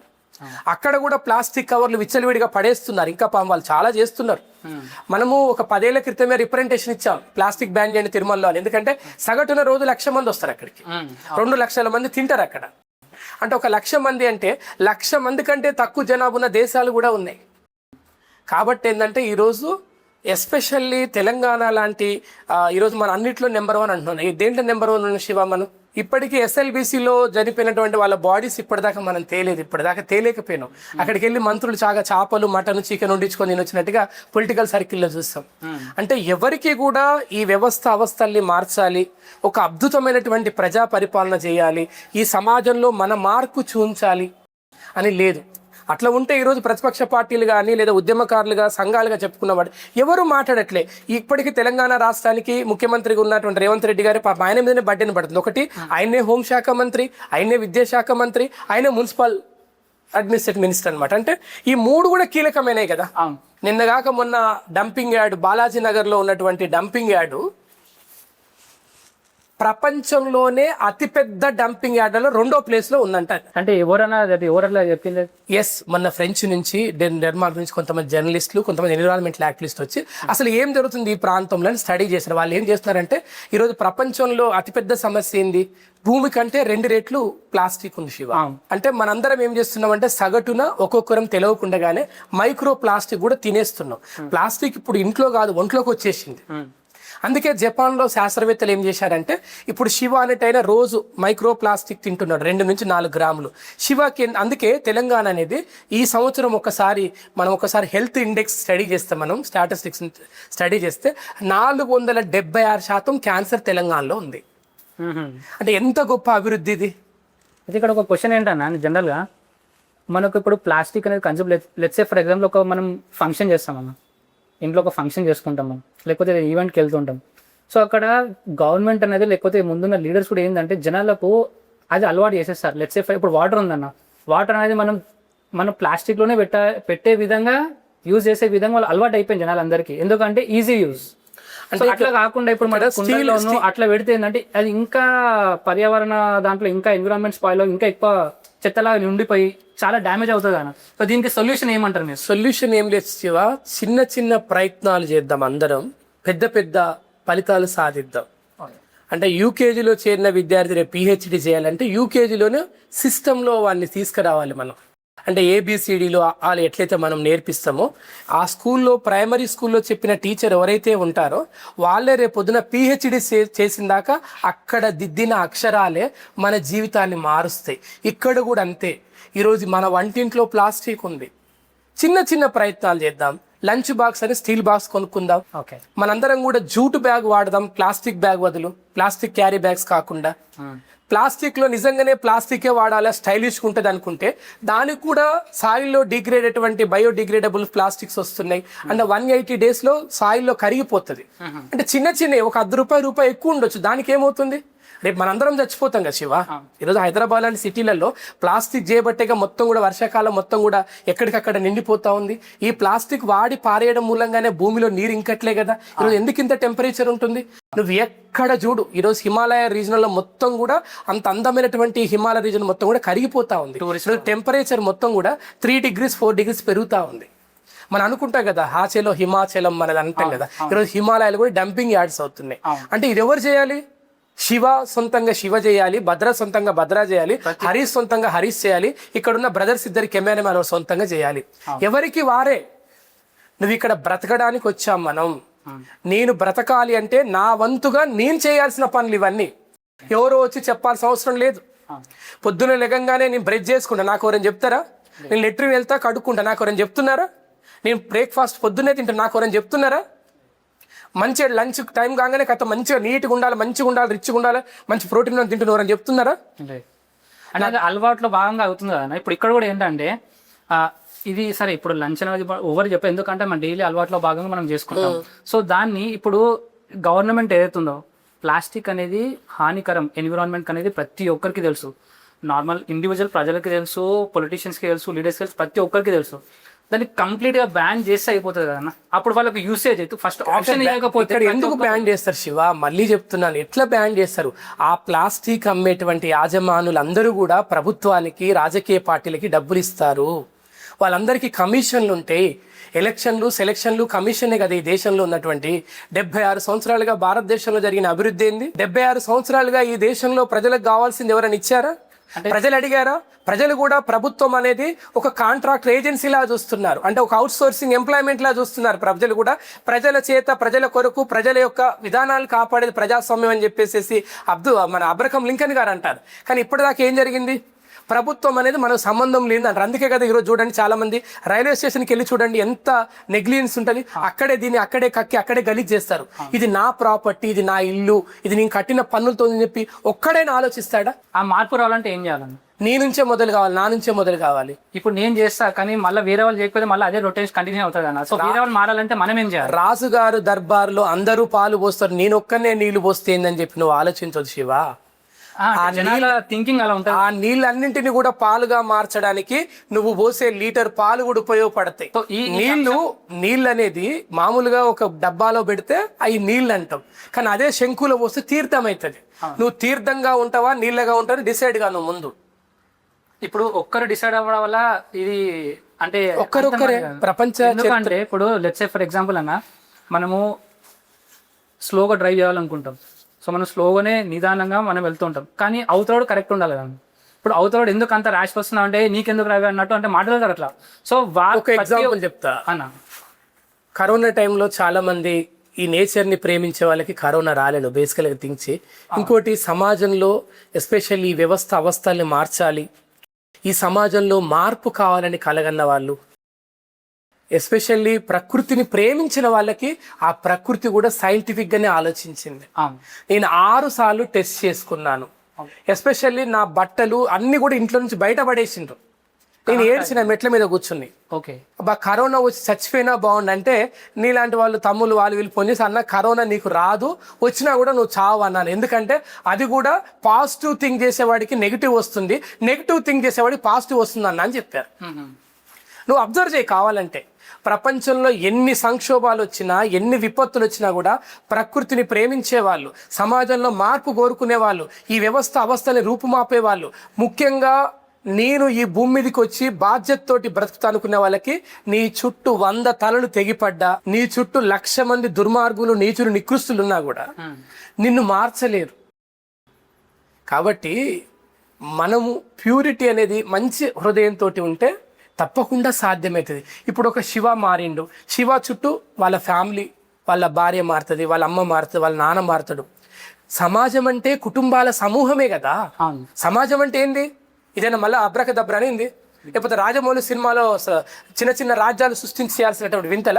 వరల్డ్ ఎన్విరాన్మెంట్ ఆర్గనైజేషన్ సంస్థ సో ఇవన్నీ పాయింట్స్ అటు పొలిటీషియన్స్తో మాట్లాడుతూ ఇటు ప్రజలతో మాట్లాడుతూ ఎటువంటి విజయాలు సాధించింది, ఎంతవరకు చేంజ్ తీసుకురాగలిగింది ఇప్పటి వరకు మనము ఇన్ని సంవత్సరాలు? మనం ఈ 10 సంవత్సరాలలో మనం తీసుకురాగలిగే చేంజ్ ఏంటంటే, మనము సాధ్యమైనంత వరకు పాఠశాలల కేంద్రంగా చేసుకుని మనం పనిచేసాం.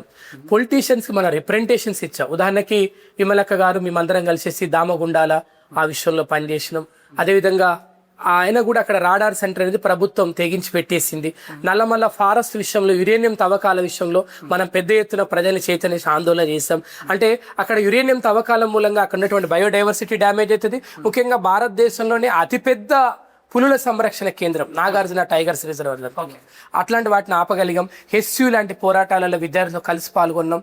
వాటన్నిటితో పాటు అంటే ఇవన్నీ జరుగుతూ ఉంటాయి. వీటన్నిటికంటే వ్యవస్థగతమైనటువంటి సమాజపరమైన మార్పు తేవాలని చేస్తే ఒక 2,000 నుంచి 5,000 మంది టీచర్లకి, ప్రిన్సిపాల్స్కి, మేనేజ్మెంట్కి మనం ట్రైనింగ్ ఇచ్చాం.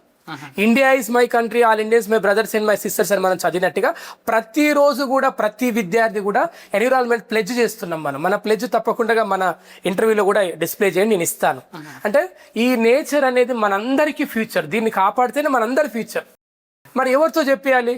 శివ బిజీ ఉంటాడు, శివ ఉద్యోగస్తుడు, తన డే టు డే లైఫ్లో తను చాలా బిజీగా ఉంటాడు. శివ నేను చెప్పిన సేపు వింటాడు, బయటకు వెళ్ళాక మళ్ళీ ఆయనకున్నటువంటి పరిస్థితులు, ఆయన చుట్టూ ఉన్న పర్యావరణం, అనుకున్న వ్యక్తులు చేయబట్టి శివ పాటించలేకపోవచ్చు. కానీ నేను ఏం చేయాలి? మరి ఏం చేయాలి చెప్పండి. అందుకే ఈ విద్యా వ్యవస్థ అనేది రేపటి సమాజానికి వారధి. అది నేను ఆ వారధి మీద ప్రయాణం చేస్తున్నాను.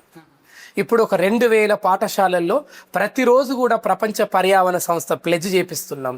అదేవిధంగా నవాబుపేట లాంటి గ్రామంలో అక్కడ సుధాకర్ చారన్న ఉంటాడు, వాళ్ళు ఈరోజు మన ప్రపంచ పర్యావరణ సంస్థ చెప్పిన అన్ని కూడా పాటిస్తూ ఉన్నారు. పేపర్ ప్లేట్స్ ఆ గ్రామంలో బ్యాన్ చేశారు. అట్లా చాలా గ్రామాలలో నా బుక్ చదివిన వాళ్ళు డైరెక్ట్గా నన్ను అర్థం చేసుకొని, మొన్న కూడా ఒక 500 మంది సర్పంచులు నేను క్లాస్ చెప్పాను. ఎందుకంటే ఫస్ట్ మీ కుటుంబంలో ప్లాస్టిక్ ప్లేట్లు మొత్తం వాడడం మానేయండి. ఎందుకంటే గ్రామాలే కదా భారతదేశానికి పట్టుకొమ్మలు. మహాత్మా గాంధీ చెప్తాడు కదా, ఈ దేశానికి పట్టుకొమ్మలు గ్రామాలే అంటాడు. కాబట్టి ఫస్ట్ ఇల్లు, తర్వాత వీధి, తర్వాత గ్రామం, తర్వాత మండలం, తర్వాత జిల్లా, తర్వాత రాష్ట్రం, తర్వాత దేశం. ఇది సిస్టమ్ అన్నమాట. కాబట్టి ఫస్ట్ నేను ఏంటంటే వ్యక్తుల్ని, వ్యవస్థల్ని సమీకరించి పనిచేద్దామంటున్నాను. అందులో భాగంగానే చాలా మంది ఉపాధ్యాయులు, డాక్టర్ జ్యోత్స్నారావు గారు మా sister, world environment organization schools programme chairman ఆవిడ, ఆమె పిహెచ్డి కూడా, ఆమె సైకాలజీలో పిహెచ్డి. నిరంతరం కూడా ఈరోజు ప్రతి స్కూల్లో కూడా విద్యార్థిని ఎన్విరాన్మెంట్కి, నేచర్ కనెక్ట్ చేయడంలో చాలా గొప్ప ఫలితాలు సాధించాం. అందులో భాగంగానే ఆ స్కూల్లో ఒక్కరు కూడా ప్లాస్టిక్ లంచ్ బాక్స్ తేవట్లేదు, ప్లాస్టిక్ ప్లేట్లు తినట్లేదు, ప్లాస్టిక్ వాటర్ బాటిల్ వాడట్లేదు.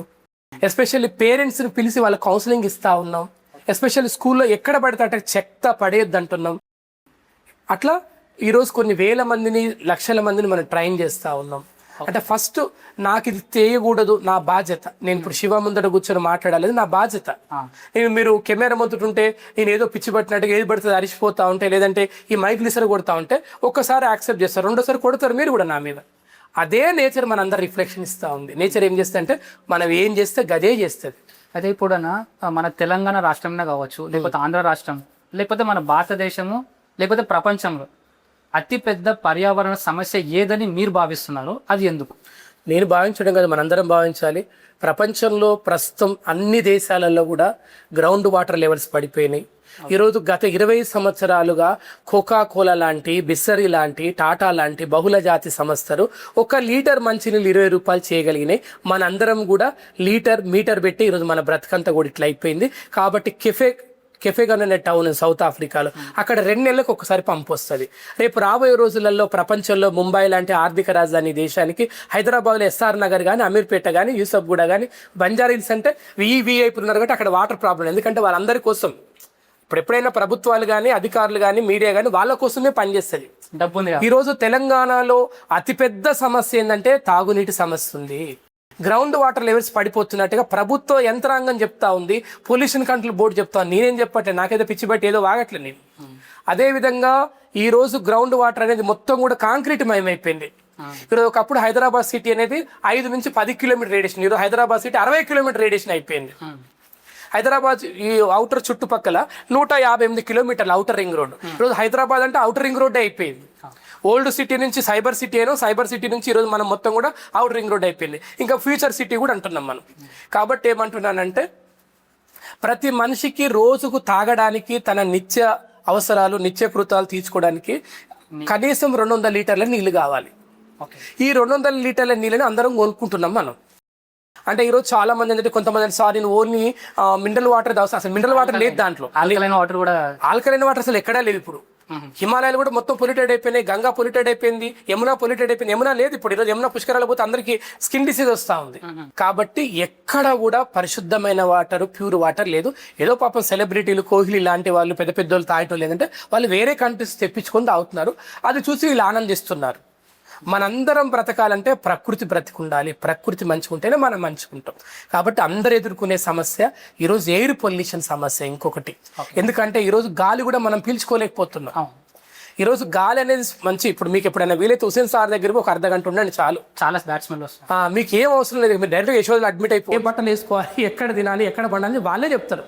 అంటే బేసికల్గా వాళ్ళ లైఫే బాగుండదు. మన లైఫ్ కోచ్ చెప్పే అంటే అందరి గురించి నేను చెప్పట్లేదు. కొంతమంది లైఫ్ అసలు కనీసం మనిషిలో కూడా చూడాలి. మొన్న ఒక ఆమె వచ్చింది నా దగ్గరికి. సార్ నేను మిమ్మల్ని కలుస్తా అంటే రెండంటే మీ డబ్ల్యూలో పనిచేస్తాను రమ్మని చెప్పిన. వచ్చినాక ఆమె సార్ నేను ఇప్పుడు ఒక లైఫ్ కోచ్ దగ్గర చేరాను సార్, నా లైఫ్ మొత్తం మారిపోయింది సార్ అన్నది. ఏందమ్మా నీ లైఫ్ అంటే, సార్ ఇంతకుముందు నా చెడ్డ ఆలోచనలు వచ్చేటి, నేను ఎటుపడితే పోయేదాన్ని. ఎందుకు ఏమైందమ్మా అంటే, సార్ ఏం లేదు సార్ 2,50,000 కట్టాను సార్, చాలా అద్భుతంగా డైలీ 1 అవర్ నాకు ఆన్లైన్లో చెప్తాను సార్ అని. అది కూడా ఆన్లైన్లో చెప్తారు, ఆఫ్లైన్లో కాదు. కాబట్టి ఏంటంటే శివ, అందరం జీవించే హక్కును కోల్పోతున్నాం రోజు. ఇది మెయిన్ అంటే ప్రతి ఒక్కరు కూడా దీని గురించి అవగాహన ఉన్నా కూడా ఎందుకు ఇట్లా ఈజీ లైఫ్కి అలవాటు పడిపోయి ఒకరిపై డిపెండెన్స్ పెరుగుతుంది. అంటే ఇదంతా రాజకీయ నాయకుల లోపమా లేకపోతే లీడర్షిప్ లోపమా? అన్ని లోపాలు. ఇట్లా ఎట్లుందంటే సర్వరోగ నివారణ పారాసిటమాల్ లాగా సర్వరోగాన్ని అందరూ ఇక్కడ వ్యవస్థ అవస్థలకి అందరూ కారణం. నా స్థాయిలో నేను, నీ స్థాయిలో నువ్వు, ప్రభుత్వం స్థాయిలో ప్రభుత్వం ఉంది. ఇక్కడ ఎవరికి వారే యమునా తీరండి. అందుకే ఇప్పుడు యమునా లేకుండా పోయింది కదా. అయితే ఇంకోటి అన్న, ఇప్పుడు మన సినిమా థియేటర్లో కూడా ఫస్ట్ మూవీ స్టార్ట్ అయ్యే ముందు ఒక క్యాన్సర్కి సంబంధించిన గుట్కా యాడ్ అనే కావచ్చు, సిగరెట్ యాడ్ అనే వేస్తారు. సో అది గవర్నమెంట్ వేస్తుంది ఎందుకంటే ప్రతి ఒక్కరూ దాని నుంచి దూరంగా ఉండడానికి. బట్ ప్రతి ఒక్కరు ఇంకా తాగుతారు అంటే గవర్నమెంట్ దానికి పర్మిషన్స్ ఇస్తూనే ఉంది, అది కంటిన్యూ అవుతూనే ఉంది. సో దాన్ని ఏ విధంగా అంటే ఇప్పుడు గవర్నమెంట్ సపోర్ట్ వల్ల అది అలా అవుతుందా, లేకపోతే వీళ్ళందరూ ఏదో స్టైలిష్ పర్పస్, లేకపోతే అందరికీ అది అలవాటు అయిపోయి ఒక డ్రగ్ లాగా అలవాటు అయిపోయి దాన్ని మానలేని స్థితిలో వాళ్ళు అలా ఇంకా వెళ్ళిపోతుంది. అంటే తెలుసు సిగరెట్ తాగినా, గుట్కా తిన్నా క్యాన్సర్లు వచ్చే ప్రమాదం చాలా ఉందని తెలిసి కూడా అది ఎందుకు ఆ లైఫ్ స్టైల్ని ఎంచుకుంటున్నారు వాళ్ళు? ఫస్ట్ థింగ్, దీన్ని ఆపాలంటే ఫస్ట్ స్టెప్ ఇండివిజువల్తో స్టార్ట్ చేయడమే కరెక్ట్ అని మీరు అంటున్నారు. And at the same time ఆ సెలబ్రిటీ ద్వారా అంటే చాలా అడ్వర్టైజ్మెంట్స్ కూడా చేస్తుంటారు. ప్రతి సెలబ్రిటీతోని ఇలాంటి కార్యక్రమాలు ఎందుకు చేయించకూడదు? ఎందుకంటే ఒక సెలబ్రిటీలు అనే వాళ్ళు బిజీగా ఉన్నారు, వాళ్ళు డ్రగ్స్ పార్టీలలో బిజీగా ఉన్నారు. వాళ్ళు దయచేసి సెలబ్రిటీస్ అంటేనే ఈ భూ ప్రపంచంలో అత్యద్భుతమైనటువంటి తాంత్రిక శక్తులు ఉన్నవాళ్ళు. సెలబ్రిటీస్ అనేవాళ్ళు సామాజిక బాధ్యత, సామాజిక స్పృహ కలిగి ఉండవని అతిపెద్ద నేరం. ముఖ్యంగా తెలుగు ఇండస్ట్రీలో అది ఆశించడం అతిపెద్ద నేరం. అండ్ నెక్స్ట్ పాయింట్, మీరు ఏ సిగరెట్ తాగుతున్నారు? జనరల్ ప్రతి ఒక్కరు డిఫరెంట్ ఏ బ్రాండ్ సిగరెట్ తాగుతున్నాడు? లైట్స్ ఉండొచ్చు, ఇంకేవో బ్రాండ్స్ ఉంటాయి. నేను నిన్ను అడుగుతున్న పర్టికులర్ ఏ సిగరెట్ తాగు? నాకు అలవాట్లేదన్న, నాకు తెలియదు. అంటే ఎందుకు తాగట్లేదు నువ్వు? ఎందుకంటే నాకు గుడ్ హెల్త్ కావాలని చెప్పి నేను కోరుకుంటాను. అంటే ఇది సెల్ఫ్ మోటివేషనే కదా. అవును. నీకైతే ఎవరు బొట్టు పెట్టి నువ్వు సిగరెట్ తాగో శివ ప్లీజ్ మా కోసం ఎవరు చెప్పలే కదా? లేదు. మీ అమ్మ చెప్పలే, నీ పిల్లలు చెప్పలే, మీ ఫ్రెండ్స్ చెప్పలే కదా? లేదా. అంటే నీకు నువ్వు సిగరెట్ తాగితే పైకి పోతే వద్దని చెప్పి అయినావు కదా. అవును. అంటే సెల్ఫ్ మోటివేషనే ప్రపంచంలో అతిపెద్ద విప్లవం తీసుకొస్తుంది. అదే ప్రపంచ పర్యావరణ సంస్థ నమ్ముతా ఉంది. అది ఎప్పుడు మొదలవుతుంది అన్న? ఎప్పుడైనా కావచ్చు. శివ ఎప్పుడు మొదలు అది మొదలై లోపలనే మొత్తం మనం అంతమయ్యే స్టేజ్కి వచ్చేస్తున్నాం కదా. అందుకే నేనేమంటున్నాను, గాలి కూడా అమ్మే రోజు వచ్చినప్పుడే మనం మేల్కొంటాం. నీళ్ళు ఎట్లయినా అమ్మితే కొంటున్నాం కదా. దెబ్బ తగిలినప్పుడే నొప్పి తెలుస్తుంది. నేనేమంటున్నానంటే ఎవరేం చేస్తారంటే పుండు ఏ రోగం అయితే ఆ మందే కావాలంటున్నారు. అందుకే ఏం చెప్తుంది, ఈరోజు 20% శివ 50,000 సంపాదిస్తే, ₹1,00,000 సంపాదిస్తే 25,000 నుంచి 50,000 రూపాయలు శివ ఏం చేస్తాడంటే ఆ డబ్బులన్నీ కూడా హాస్పిటల్లో పెడుతున్నాడు. హాస్పిటల్లో ఏం చేస్తారంటే శివ బతికినంత కాలం కూడా ఈ టైంకి టాబ్లెట్ వేసుకో, ఈ టైంకి మెడిసిన్ వేసుకో, ఈ టైంకి నువ్వు బయటికి రా, ఈ టైంకి లోపలికి అని చెప్పి అన్నీ చెప్తారు. నువ్వు ఏసీ కింద వండుకోదు, ఫ్యాన్ కింద వండుకోదు, కింద వండాలి వాళ్ళే చెప్తారు. కాబట్టి ఏంటంటే నీ జీవితాన్ని, నువ్వు బ్రతికే హక్కుని, నువ్వు జీవించే హక్కుని, నీ స్వేచ్ఛని, నీ ఆనందాన్ని కోల్పోతున్నావు అంటే దానికి ప్రధానమైన కారణం ప్రకృతిని నాశనం చేయడం మూలంగానే. ప్రకృతి ఇవన్నీ కూడా నీకు హెచ్చరికలు జారీ చేస్తూ ఉంది. ఈ హెచ్చరికలు మనం వినకపోతే మన అందరం అంతమైపోతాం. ఇప్పుడు ఇన్ని హెచ్చరికలు జారీ చేస్తున్నా కూడా స్టిల్ డిఫారెస్టేషన్ అని జరుగుతుంది. అడవుల మొత్తం నాశనం చేసేస్తున్నారు. ఎందుకంటే development purpose, real estate development purpose. And ఇంకోటి వచ్చేసి ఏంటంటే గ్లోబల్ వార్మింగ్. మనకి ఇప్పుడే చూడండి, ప్రెజెంట్ ఉన్న సిచ్యువేషన్స్ కూడా ఉదయాన్నే ఫుల్ ఎండ పడుతుంది, ఫుల్ వేడితో పాటు చాలా టెంపరేచర్ హై ఉంటుంది. మళ్ళీ సాయంత్రం వచ్చేసరికి వర్షాలు పడుతున్నాయి. టెంపరేచర్ అందరికీ కూడా ఇన్ని ఒకటే రోజుల ఇన్ని చేంజ్ ఆఫ్ టెంపరేచర్స్ వల్ల ఒక హ్యూమన్ బాడీ అసలు ఎలా తట్టుకోబోతుంది. అంటే చాలామంది ఆల్రెడీ అనారోగ్యం పాలు అవుతున్నారు. బట్ స్టిల్ ఇది ఆల్రెడీ వాళ్ళకి హింట్స్ ఇస్తున్నా, అంటే మన ఎన్విరాన్మెంట్ వాళ్ళకి హింట్స్ ఇస్తున్నా కూడా దీన్ని ఎలా స్టాప్ చేయవచ్చు? ఎందుకంటే వాళ్ళు రెడీ ఉన్నారు, హాస్పిటల్లో పెట్టడానికి రెడీ ఉన్నారు, కానీ చేంజ్ అవ్వడానికి రెడీ లేరు. దానికి ఏమి అట్లా మీ అభిప్రాయం ఏంటి? దాంట్లో ఏఐలో ఇప్పటిదాకా ఏ టూల్ కనిపెట్టలేదు. అదేవిధంగా గొప్ప గొప్ప ప్రపంచంలో అతిపెద్ద సాఫ్ట్వేర్ సంస్థలు కూడా ఏం కనిపెట్టలేదు. వాళ్ళు చేస్తున్న విధ్వంసం కూడా డేటా సెంటర్ల పేరు మీద అతిపెద్ద విధ్వంసం జరుగుతూ ఉంది. వాళ్ళు అప్పుడప్పుడు మళ్ళీ వచ్చేసి సిఎస్ఆర్ కిందగా అంటే కోట్ల రూపాయలు ప్రజాధనాన్ని, ప్రకృతి సంపదను దోచుకొని లక్షల రూపాయలు పనిచేసినట్టుగా లక్షణంగా చూపిస్తున్నారు. ఇక అదేవిధంగా ఏంటంటే మీరు అంటున్నారు ఇన్ని జరుగుతున్నాయి అన్ని జరుగుతున్నాయి అంటే, ఎన్ని జరిగినా కూడా ప్లాంటేషన్ చేయడమే పరిష్కారం. అంటే మనందరం A+B² శివ చదివినా, భద్ర చదివినా, హరి చదివినా కూడా A² + B² + 2AB మనందరం అదే చదివినాం తమ్ముడు. అందరం కూడా ఇప్పుడు ఏం చేయాలి? మీరు సత్యనారాయణ గారితో ఫోటో దిగితే పొల్యూషన్ తగ్గదు. అవును, ఓకేనా? మీరు ట్రంప్ గారు నిన్న మన మోడీ గారి పక్కన కూర్చుంటే పొల్యూషన్ తగ్గదు. ఈరోజు ట్రంప్ గారి మూలంగా ప్రపంచంలో G7 దేశాల మూలంగా, ప్రపంచంలో అత్యధిక కాలుష్యం G7 దేశాల మూలంగానే జరుగుతుంది. ఓకేనా? కొఫేగాన్ సదస్సులు అన్ని దేశాలు తీర్మానం చేసినాయి ఫ్లోరో కార్బన్స్ ఎమిషన్స్ తగ్గించాలని చెప్పి. ఈరోజు ఎలక్ట్రికల్ వెహికల్స్ వాడాలని చెప్పేసి 20,000 క్రితం మనం తీర్మానం చేస్తాం. ఇప్పుడు భారతదేశంలో 1 to 10%, 20%కి వస్తున్నాం మనం. కాబట్టి ఆ ఎలక్ట్రికల్ వెహికల్స్ కూడా రేపు అతిపెద్ద కాలుష్యాన్ని వెదజల్లబోతున్నాయి. ఆ ఎలక్ట్రికల్ వెహికల్స్ కోసం, ఆ ఎలక్ట్రికల్ వెహికల్స్ బ్యాటరీస్లో వాడేటువంటి అవన్నీ కూడా అతిపెద్ద ప్రమాదకరమై భూమిలో కరగవు. అవి తింటే జీవులు చచ్చిపోతాయి. ఈరోజు అన్ని రకాలుగా సర్వనాశనం అయిపోయినాం మనం ఈరోజు. అంటే బయటపడే స్కోప్ లేదంటారా? మేల్కోవాలి ప్రతి ఒక్కరు. పర్యావరణ విధ్వంసం అంటే మనందరి జీవితాలు విధ్వంసం అవుతున్నట్టే. ప్రకృతిని నాశనం చేస్తున్నామంటే మనందరం నాశనం అవుతున్నట్టే. ప్రకృతిని కాపాడుకోవడం తప్ప మరొక ప్రత్యామ్నాయం లేదు. దానికి ఏం చేయాలి? ప్రభుత్వం ఈరోజు టార్గెట్ పెట్టుకొని పనిచేయాలి. ఈరోజు ఈ ప్లాస్టిక్ని బ్యాన్ చేయాలి. ముఖ్యంగా ప్రతి మనిషి కూడా జీవితంలో శివ వాళ్ళ ఇంట్లో అనేక కార్యక్రమాలప్పుడు ప్లాంటేషన్ గిఫ్ట్గా మన WO ఫస్ట్ మనం 2011లో మనం గిఫ్ట్ ప్లాంట్ ఇచ్చినప్పుడు అందరు నవ్వారు. భద్రన్నకి ఏం పని పాట లేదు, పుక్యానికి వస్తున్నాను మొక్కలు ఇస్తుండని. అది కూడా ఫ్రీగా ఏం రాదు, కొనుక్కొచ్చి ఇవ్వాలి. చాలామంది నన్ను ఒక అంటరానోళ్ళలాగా, అంటే ఇక దేనికి పనికిరాని ఒక వేస్ట్ పర్సన్గా చూశారు. ఈరోజు మనం ప్లాంట్ ఇస్తూ ఉంటే భారత రాష్ట్రపతి గారు ఈరోజు బర్త్డే కూడా చాలామంది ప్లాంట్స్ ఇచ్చారు, పొద్దున్న నేను చూసాం. కాబట్టి ఏంటంటే తప్పకుండా ఈ దేశంలో బుద్ధుడు ధర్మాన్ని, సత్యాన్ని, ప్రేమని, శాంతిని బోధిస్తే ఆయనను చంపేశారు. అశోకుడు కూడా యుద్ధంలో రక్తం ఏరులై పారితే ఆ తర్వాత చెట్లు నాటించాడు. ఆయన రక్తపాతం కాదు, నేను గ్రీనరీ వైపు వెళ్ళిపోతా అని చెప్పేసి. అందుకే అశోకుడు మొక్కలు నాటించాడని చెప్పి చరిత్రలో మనం చదువుకున్నాం. అందుకే అశోక చెట్టు అని చెప్పి ఒక చెట్టు కూడా చాలా పొడవుగా ఉంటుంది.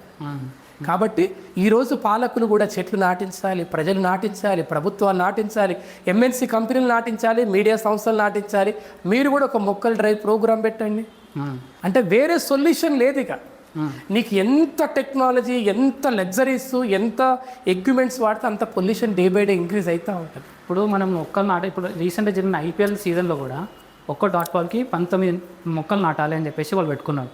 సో అట్లా 1 డాట్ పాల్కి 19 మొక్కలు నాటినప్పుడు అదే టైంలో ఒక 100 వెహికల్స్ బుక్ చేసుకుంటున్నాం. అది డీజిల్ కావచ్చు, పెట్రోల్ కావచ్చు, ఎలక్ట్రిక్ కావచ్చు, ఏదైనా కావచ్చు. సో ఈ రెండు బ్యాలెన్సింగ్ ఎలా అవుతుంది? ఏం కావు, గిచ్చి జోలబాడడం అనమాట. ఇప్పుడు ముందు నేను గిచ్చాలి, తర్వాత జోలబాడాలి. జోలబాడితే ఆగుతావా? అడే మంట మొదలైంది కదా ఆల్రెడీ. కాబట్టి గిచ్చడం వద్దు, గిల్లడం వద్దు. అందుకే ఏం చేయాలి, ఐపీఎల్ లాంటి మ్యాచ్లు అంతా కూడా లైవ్స్ పెట్టుకొని చూడొచ్చు. క్రికెట్ అంతా కూడా పబ్లిక్ లేకుండా. నేనేమంటున్నాను, ప్రతిదానికి ప్రత్యామ్నాయం ఉంటుంది, ప్రతిదానికి ఆల్టర్నేట్ ఉంటుంది. ఈ ప్రకృతిలో ఉన్న గొప్పతనం ఏంటంటే, నువ్వు మొక్కలు నాటితే టెంపరేచర్ తగ్గుతుంది, నువ్వు మొక్కలు నాటప్పుడు టెంపరేచర్ పెరుగుతుంది. ఈ సంవత్సరం టెంపరేచర్ 2 డిగ్రీలు పెరిగింది శివ. మనం ఇట్లాగే ఈ సంవత్సరం ఆల్రెడీగా అనేక దేశాలు కూడా స్టార్ట్ అయిపోయింది ఆల్రెడీ. ఇప్పటికే వర్షాకాలం మొదలై ఇప్పటికల్లా మన రైతన్నలు దుక్కి తిన్ని పంట పొలాలు అన్నీ కూడా విత్తనాలు నాటాల్సింది, అది జరగట్లేదు. ఎక్కడ చూసినా కూడా వర్షాలు లేవు. వర్షాలు లేకపోతే పశుగ్రాసం రాదు మనకి, పశుగ్రాసం లేకపోతే పశువులు బతకలేవు, అన్నీ చచ్చిపోతూ ఉంటాయి. అప్పుడు నీకు పిల్లలకి పాలు కూడా ఇవ్వలేం కదా మనం. అందుకే వాళ్ళు ఏం చేస్తారు, చాలామంది కెమికల్స్ కలిపి, అది కూడా ఆరోగ్యం మీద ఇంపాక్ట్ చూపిస్తుంది, మెదడు మీద చూపిస్తూ ఉంది. కాబట్టి ప్రతి దానికి సొల్యూషన్ నేచరే. పొల్యూషన్ని ఎప్పుడైతే నువ్వు కంట్రోల్ చేస్తావో దానికి సొల్యూషన్ కనబడితే అన్నీ రిడ్యూస్ అవుతాయి, అన్ని సమస్యలు పరిష్కారం అవుతాయి. ఇప్పుడు సిఎస్ఆర్ యాక్టివిటీ కింద మనం ఎన్నో మొక్కలు నాటుతున్నాం, కానీ ఆ మొక్కల యొక్క సంరక్షణ జరుగుతుందా, జరగట్లేదు? అంటే శివ, మళ్ళీ చెప్తున్నా నేను, నీ పిల్లలు నువ్వు ఎంత క్రమశిక్షణతో పెంచుతావో మొక్కల్ని కూడా పిల్లలతో పెంచిద్దాం అంటున్నా. సింపుల్ కదా. ఈరోజు మొక్క నాటిన భద్ర కానీ శివ కానీ రేపు పొద్దున చెట్టు దగ్గర పోవాలంటే మళ్ళీ 20 కిలోమీటర్లు పోవాలి. అదే పాఠశాలలు, దేవాలయాల దగ్గర అనుకో, అక్కడ ఉన్నటువంటి భక్తితోని వాళ్ళు, ఇక్కడ ఉన్నటువంటి వాళ్ళు విద్య మీద గౌరవంతో వీళ్ళు ఇద్దరు చేయగలుగుతారు కదా. అయితే ఇప్పుడు మొక్క ఇంతకుముందు సెలబ్రిటీని తీసుకొచ్చి ఒక ఆయన గ్రీన్ ఇండియా ఛాలెంజ్ అని పెట్టాడు. ఆయన గ్రీన్ ఇండియా అంటే వాళ్ళ గవర్నమెంట్ కాబట్టి, వాళ్ళ కులపొల్లు కాబట్టి వాళ్ళకి 1000 ఎకరాలు 2000 ఎకరాలు ఇచ్చారు. అదే ఇప్పుడు మనలాంటి వాళ్ళు తక్కువ కులం వాళ్ళు అని మాట్లాడితే ఎవ్వరు సపోర్ట్ ఉండదు, మన వాళ్ళు ఇంట్లో సపోర్ట్ కూడా ఉండదు తెలుసా. అంటే పర్యావరణ ఉద్యమము, పర్యావరణ పరిరక్షణ కూడా పెద్ద క్యాస్టులకే ప్రయారిటీ ఇస్తారు, సెలబ్రిటీలు అందరూ పోతారు. అదే ఇతర దేశాల్లో పర్యావరణ ఉద్యమకాలు చాలా రెస్పెక్ట్ ఇస్తారు. జర్మనీలో గ్రీన్ పొలిటికల్ పార్టీ పెట్టి వాళ్ళు అధికారంలోకి వచ్చారు. జర్మనీ దేశంలో ఇదంతా ఎడ్యుకేషన్ లేకనా, దాని గురించి ఎన్విరాన్మెంట్ పట్ల ఎడ్యుకేటెడ్ లేకనా ఇదంతా జరిగేది మన దగ్గర నెగ్లిజెన్స్, అహంభావం, ఈగో, స్వార్థం, కుళ్ళు, మన వ్యక్తిగత కుళ్ళే ఈరోజు పర్యావరణం కుళ్ళిపోతుంది. బట్ దీని పట్ల వాళ్ళ సొంత కుటుంబాలు నాశనం అవుతాయి ఫ్యూచర్ జనరేషన్లో. అదెందుకు గ్రహిస్తలేవు? మన అందరూ నాశనం అయిపోతాం కదా. నేను నాశనం అవుతా, రేపు పొద్దున్న నా కుటుంబం నాశనం అయిపోతుంది. అట్లీస్ట్ మనం కొద్దిగా గొప్ప మంచి ఎన్విరాన్మెంట్ మనం ఆస్వాదిస్తున్నాం, కానీ ఫ్యూచర్ జనరేషన్ ఎట్లాంటి ఎన్విరాన్మెంట్ ఉంటుందో కూడా మనం గ్యారంటీ ఇవ్వలేదు. సో దానికి ఏముంది, డబ్బులు ఉన్నాయి కదా, బ్రతికిస్తాం అనుకుంటున్నారు. కానీ అందరి దగ్గర డబ్బులు ఉండవు కదా. తొందరలో ఆక్సిజన్ బ్యాంకులు వస్తాయి, చాలా దేశాలలో ప్యూర్ ఆక్సిజన్స్ వస్తున్నాయి. తొందరలో సౌత్ ఇండియాలో, ఇండియా లెవెల్లో, ఢిల్లీలో గతంలో పొల్యూషన్ ఉన్నప్పుడు చాలా వరకు ఆక్సిజన్స్ కొనుక్కున్నారు, సిలిండర్స్, ఎయిర్ ప్యూరిఫికేషన్ మిషన్స్ ఇప్పుడు ఢిల్లీలో ప్రతి ఇంట్లో ఉంటుంది. అది కూడా ఒక బిజినెస్ అంటారా? అతిపెద్ద బిజినెస్, ఒకటేంది అతిపెద్ద బిజినెస్. ప్రకృతి సంపదలు విధ్వంసం చేసే వాళ్ళకి ప్రకృతి సంపదలు అతిపెద్ద వ్యాపారం అవుతుంది. ఈరోజు కోకాకోలా కంపెనీ వాళ్ళు లక్షల లీటర్ల నీళ్ళు తీసుకుంటున్నారు, కానీ వాళ్ళు ఏం చేస్తున్నారు, ఒక 5-10% కూడా దాన్ని రీప్లేస్ చేయరు. దానికి ప్రభుత్వం అంటుంటుంది, అధికారులు అంటుంది. ఎస్పెషల్లీ పొల్యూషన్ కంట్రోల్ బోర్డు వాళ్ళందరూ కూడా ఒక శివ వెళ్తే లోపలికి అపాయింట్మెంట్ కూడా ఇవ్వరు. వాళ్ళు వెళ్తే డైరెక్ట్గా రాచమార్గం, ఎందుకంటే వాళ్ళు కమిషన్లు ఇస్తారు కదా. ఈరోజు అట్లా సంపాదించిన వాళ్ళ కుటుంబాలు ఎన్ని రోగాలు ఉంటాయో చూడు. అడ్డదిడ్డంగా అక్రమంగా సంపాదించిన వాళ్ళకి అనేక రోగాలు ఉంటాయి. అంటే ఆ ప్రకృతి తప్పకుండా వాళ్ళ మీద పగబడుతుంది, ఆ ప్రకృతి తప్పకుండా వాళ్ళ మీద రివెంజ్ తీర్చుకుంటుంది. మనుషులుగా, వ్యక్తులుగా, వ్యవస్థగా, ఈ వ్యవస్థ అవస్థ గురించి మనం మాట్లాడడం అనేది చాలా తక్కువ కావచ్చు. తప్పకుండా ప్రకృతి చెప్తున్న శివ, ప్రకృతి చూస్తుంది. దానికి కొంతమంది దేవుడు చూస్తున్నానొచ్చు, దయ్యం చూస్తున్నానొచ్చు, కాలం చూస్తున్నానొచ్చు, కానీ ప్రకృతి మాత్రం ఎవరిని వదిలిపెట్టదు. ఈరోజు చూడు, చాలామంది డబ్బులు ఉన్న వాళ్ళకి ఎవరు కూడా ఆరోగ్యం బాగాలేదు. ఈరోజు 100,000 కోట్లు ఉన్న వాళ్ళు ఈరోజు కనీసం తృప్తిగా తినలేరు. అందుకే పొలాలల్లో, అడవులల్లో, చెట్లెమ్మటి ఉండే వాళ్ళు మంచిగా కారపొడి వేసుకుని కూడా కడుపునడే తినగలుగుతున్నారు. వాళ్ళు శారీరకంగా, మానసికంగా చాలా దృఢంగా ఉన్నారు. అంటే వాళ్ళు ప్రకృతికి దగ్గరగా బ్రతుకుతున్నారు, మనం వికృతికి దగ్గరగా బతుకుతున్నాం. అందుకే మన బతుకులు ఇట్లున్నాయి, వాళ్ళ బతుకులు అట్లున్నాయి. వాళ్ళు ఏ టాబ్లెట్ వేసుకొని మన టాబ్లెట్ లేకపోతే బతకలేము. ఆ జాలిగా శిక్ష మనందరికీ. ఇప్పుడు మెయిన్గా కూడా మీ రీసెర్చ్ ప్రకారం జనరల్గా, అంటే మీరు ఉదయాన్నే లేచినప్పటి నుంచి దీంట్లో చాలా రీసెర్చ్ చేస్తారు కాబట్టి ఇన్ని సంవత్సరాల నుండి, మెయిన్గా ప్రజెంట్ మన దగ్గర అతిపెద్ద వాటర్ పొల్యూషన్ దేనివల్ల అవుతుంది, అతిపెద్ద ఎయిర్ పొల్యూషన్ ఏముంది ప్రజెంట్ మన తెలుగు రాష్ట్రాల్లో? ఫస్ట్ మన తెలుగు రాష్ట్రాల్లో దక్షిణాది జీవనాడులుగా జీవనదులు ఉన్నటువంటి కృష్ణమ్మ, గోదావరి. ఈ 2 నదులు లేకపోతే మనకి ఈరోజు మన 2 తెలుగు రాష్ట్రాల్లో మనం ఈ 10 కోట్ల మంది తెలుగు జాతి ప్రపంచానికి వెలుగు జాతి అని నేను ఎప్పుడు చెప్తా ఉంటా. అంటే ప్రపంచ మానవాళికి రేపు వెలుగునివ్వాల్సిన తెలుగు వాళ్ళే. తెలుగు జాతి మాత్రమే ప్రపంచాన్ని నాయకత్వం వహించాలని కోరుకునే మొట్టమొదటి వ్యక్తిని. అందులో భాగంగా ఈరోజు కృష్ణా పుష్కరాలు, గోదావరి పుష్కరాలు, ఇప్పుడు గోదావరి పుష్కరాలు నెక్స్ట్ ఇయర్ రాబోతున్నాయి. ఈ పుష్కరాల సందర్భంగా అందరం ఏం చేస్తామంటే పిండ ప్రదానాలు ఇవన్నీ కూడా సెంటిమెంటు ఆయింట్మెంటు ఓటు పట్టడం పొలిటీషియన్స్ పనికి వస్తుంది. నేనేమంటున్నానంటే నేను పోతున్నా ఒక 4 ప్లాస్టిక్ బ్యాగులు అందులో పడేస్తున్నా, పాపం తెలియక చిన్న దీవులు అందులో చచ్చిపోతాయి. నెక్స్ట్ ఏంటంటే శివకి బ్రతికే హక్కు ఎట్లుందో ఇతర జీవులకు కూడా ఈ భూమి మీద బ్రతికే హక్కు ఉంది. కానీ శివ ఏం చేస్తున్నాడంటే ఆయన బ్రతికే హక్కుని ఎంజాయ్ చేస్తూ మిగతా జీవుల్ని చంపేస్తున్నాడు. అప్పుడు నేచర్ ఏం చేస్తుంది, నీ మీద కూడా పనిష్మెంట్ మొదలు పెడుతుంది. అంటే ఈకో సిస్టమ్, బయోడైవర్ సిస్టమ్ని రెండింటిని మనం డ్యామేజ్ చేస్తే ఆటోమేటిక్గా మన బ్రతికే జీవితం మొత్తం కూడా మనం నాశనం చేసుకున్నట్టే. కాబట్టి ప్రధానంగా ఈ జీవనదులు 2 కూడా డేంజర్ జోన్లో ఉన్నాయి. కాబట్టి చాలా కారణాలు.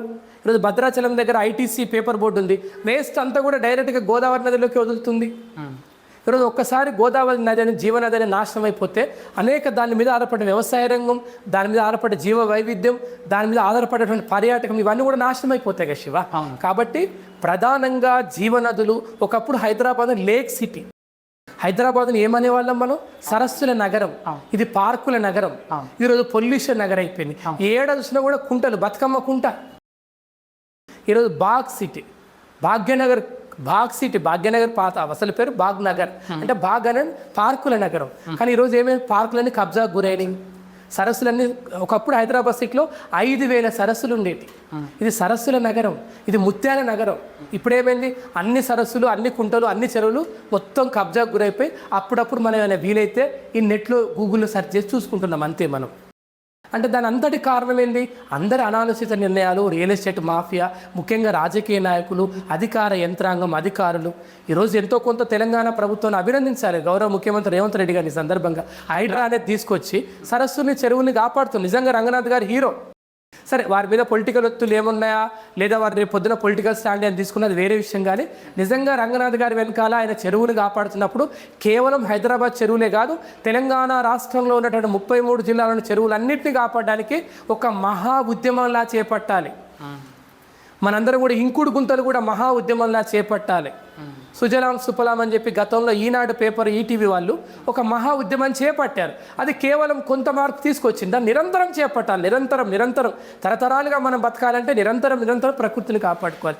కాబట్టి ప్రధానంగా నీటి నిల్వలు లేకపోవడం, మన అనాలోచిత నిర్ణయాలు, మన డే టు డే లైఫ్లో మనం వాడాల్సిన నీటికంటే ఎక్కువగా వాడడం, ఈరోజు బిల్డింగ్లు ఎక్కువ కన్స్ట్రక్షన్ చేయడం, చెరువులన్నీ కబ్జాలకు గురి కావడం, ఫార్మా ఇండస్ట్రీస్ అనేది విపరీతమైనటువంటి పొల్యూషన్ రిలీజ్ చేస్తూ ఉన్నాయి.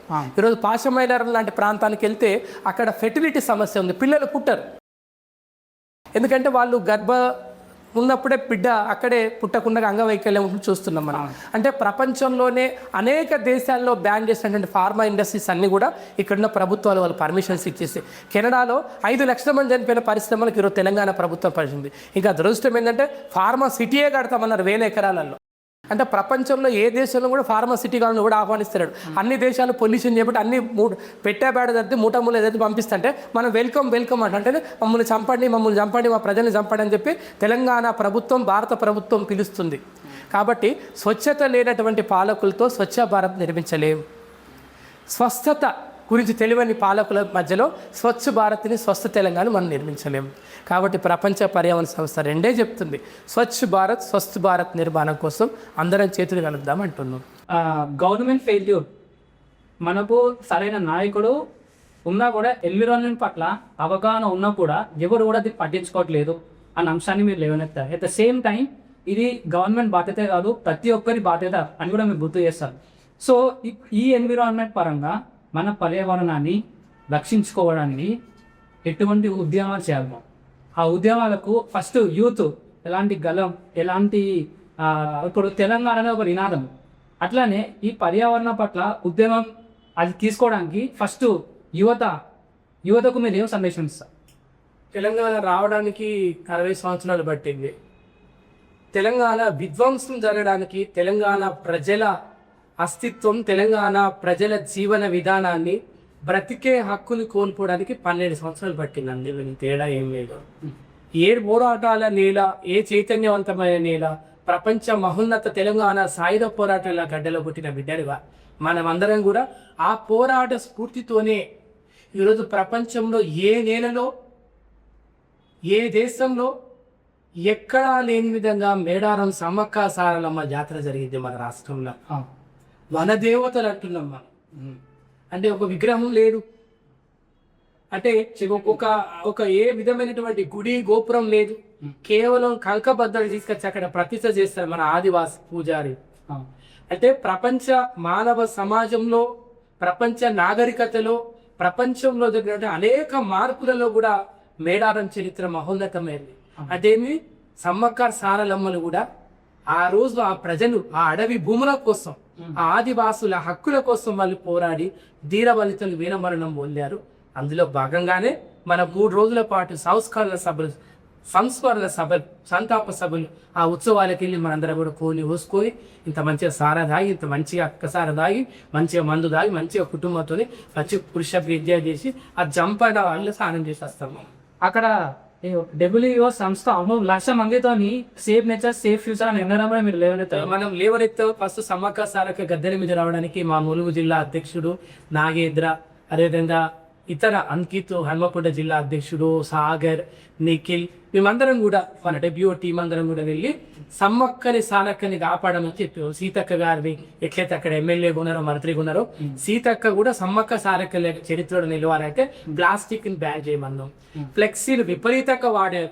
నెక్స్ట్ ఏరియా కూడా తప్పకుండా అశోక్ కుమార్ గారు జిల్లా పార్టీ అధ్యక్షులు దగ్గర 20,000 ఫ్లెక్సీలు పెట్టారు వాళ్ళు ఆ గద్దెల దగ్గర. అంటే హైదరాబాద్ దగ్గర నుంచి మేడారం దాకా ప్రతి కిలోమీటర్కి వాళ్ళే కనిపించారు.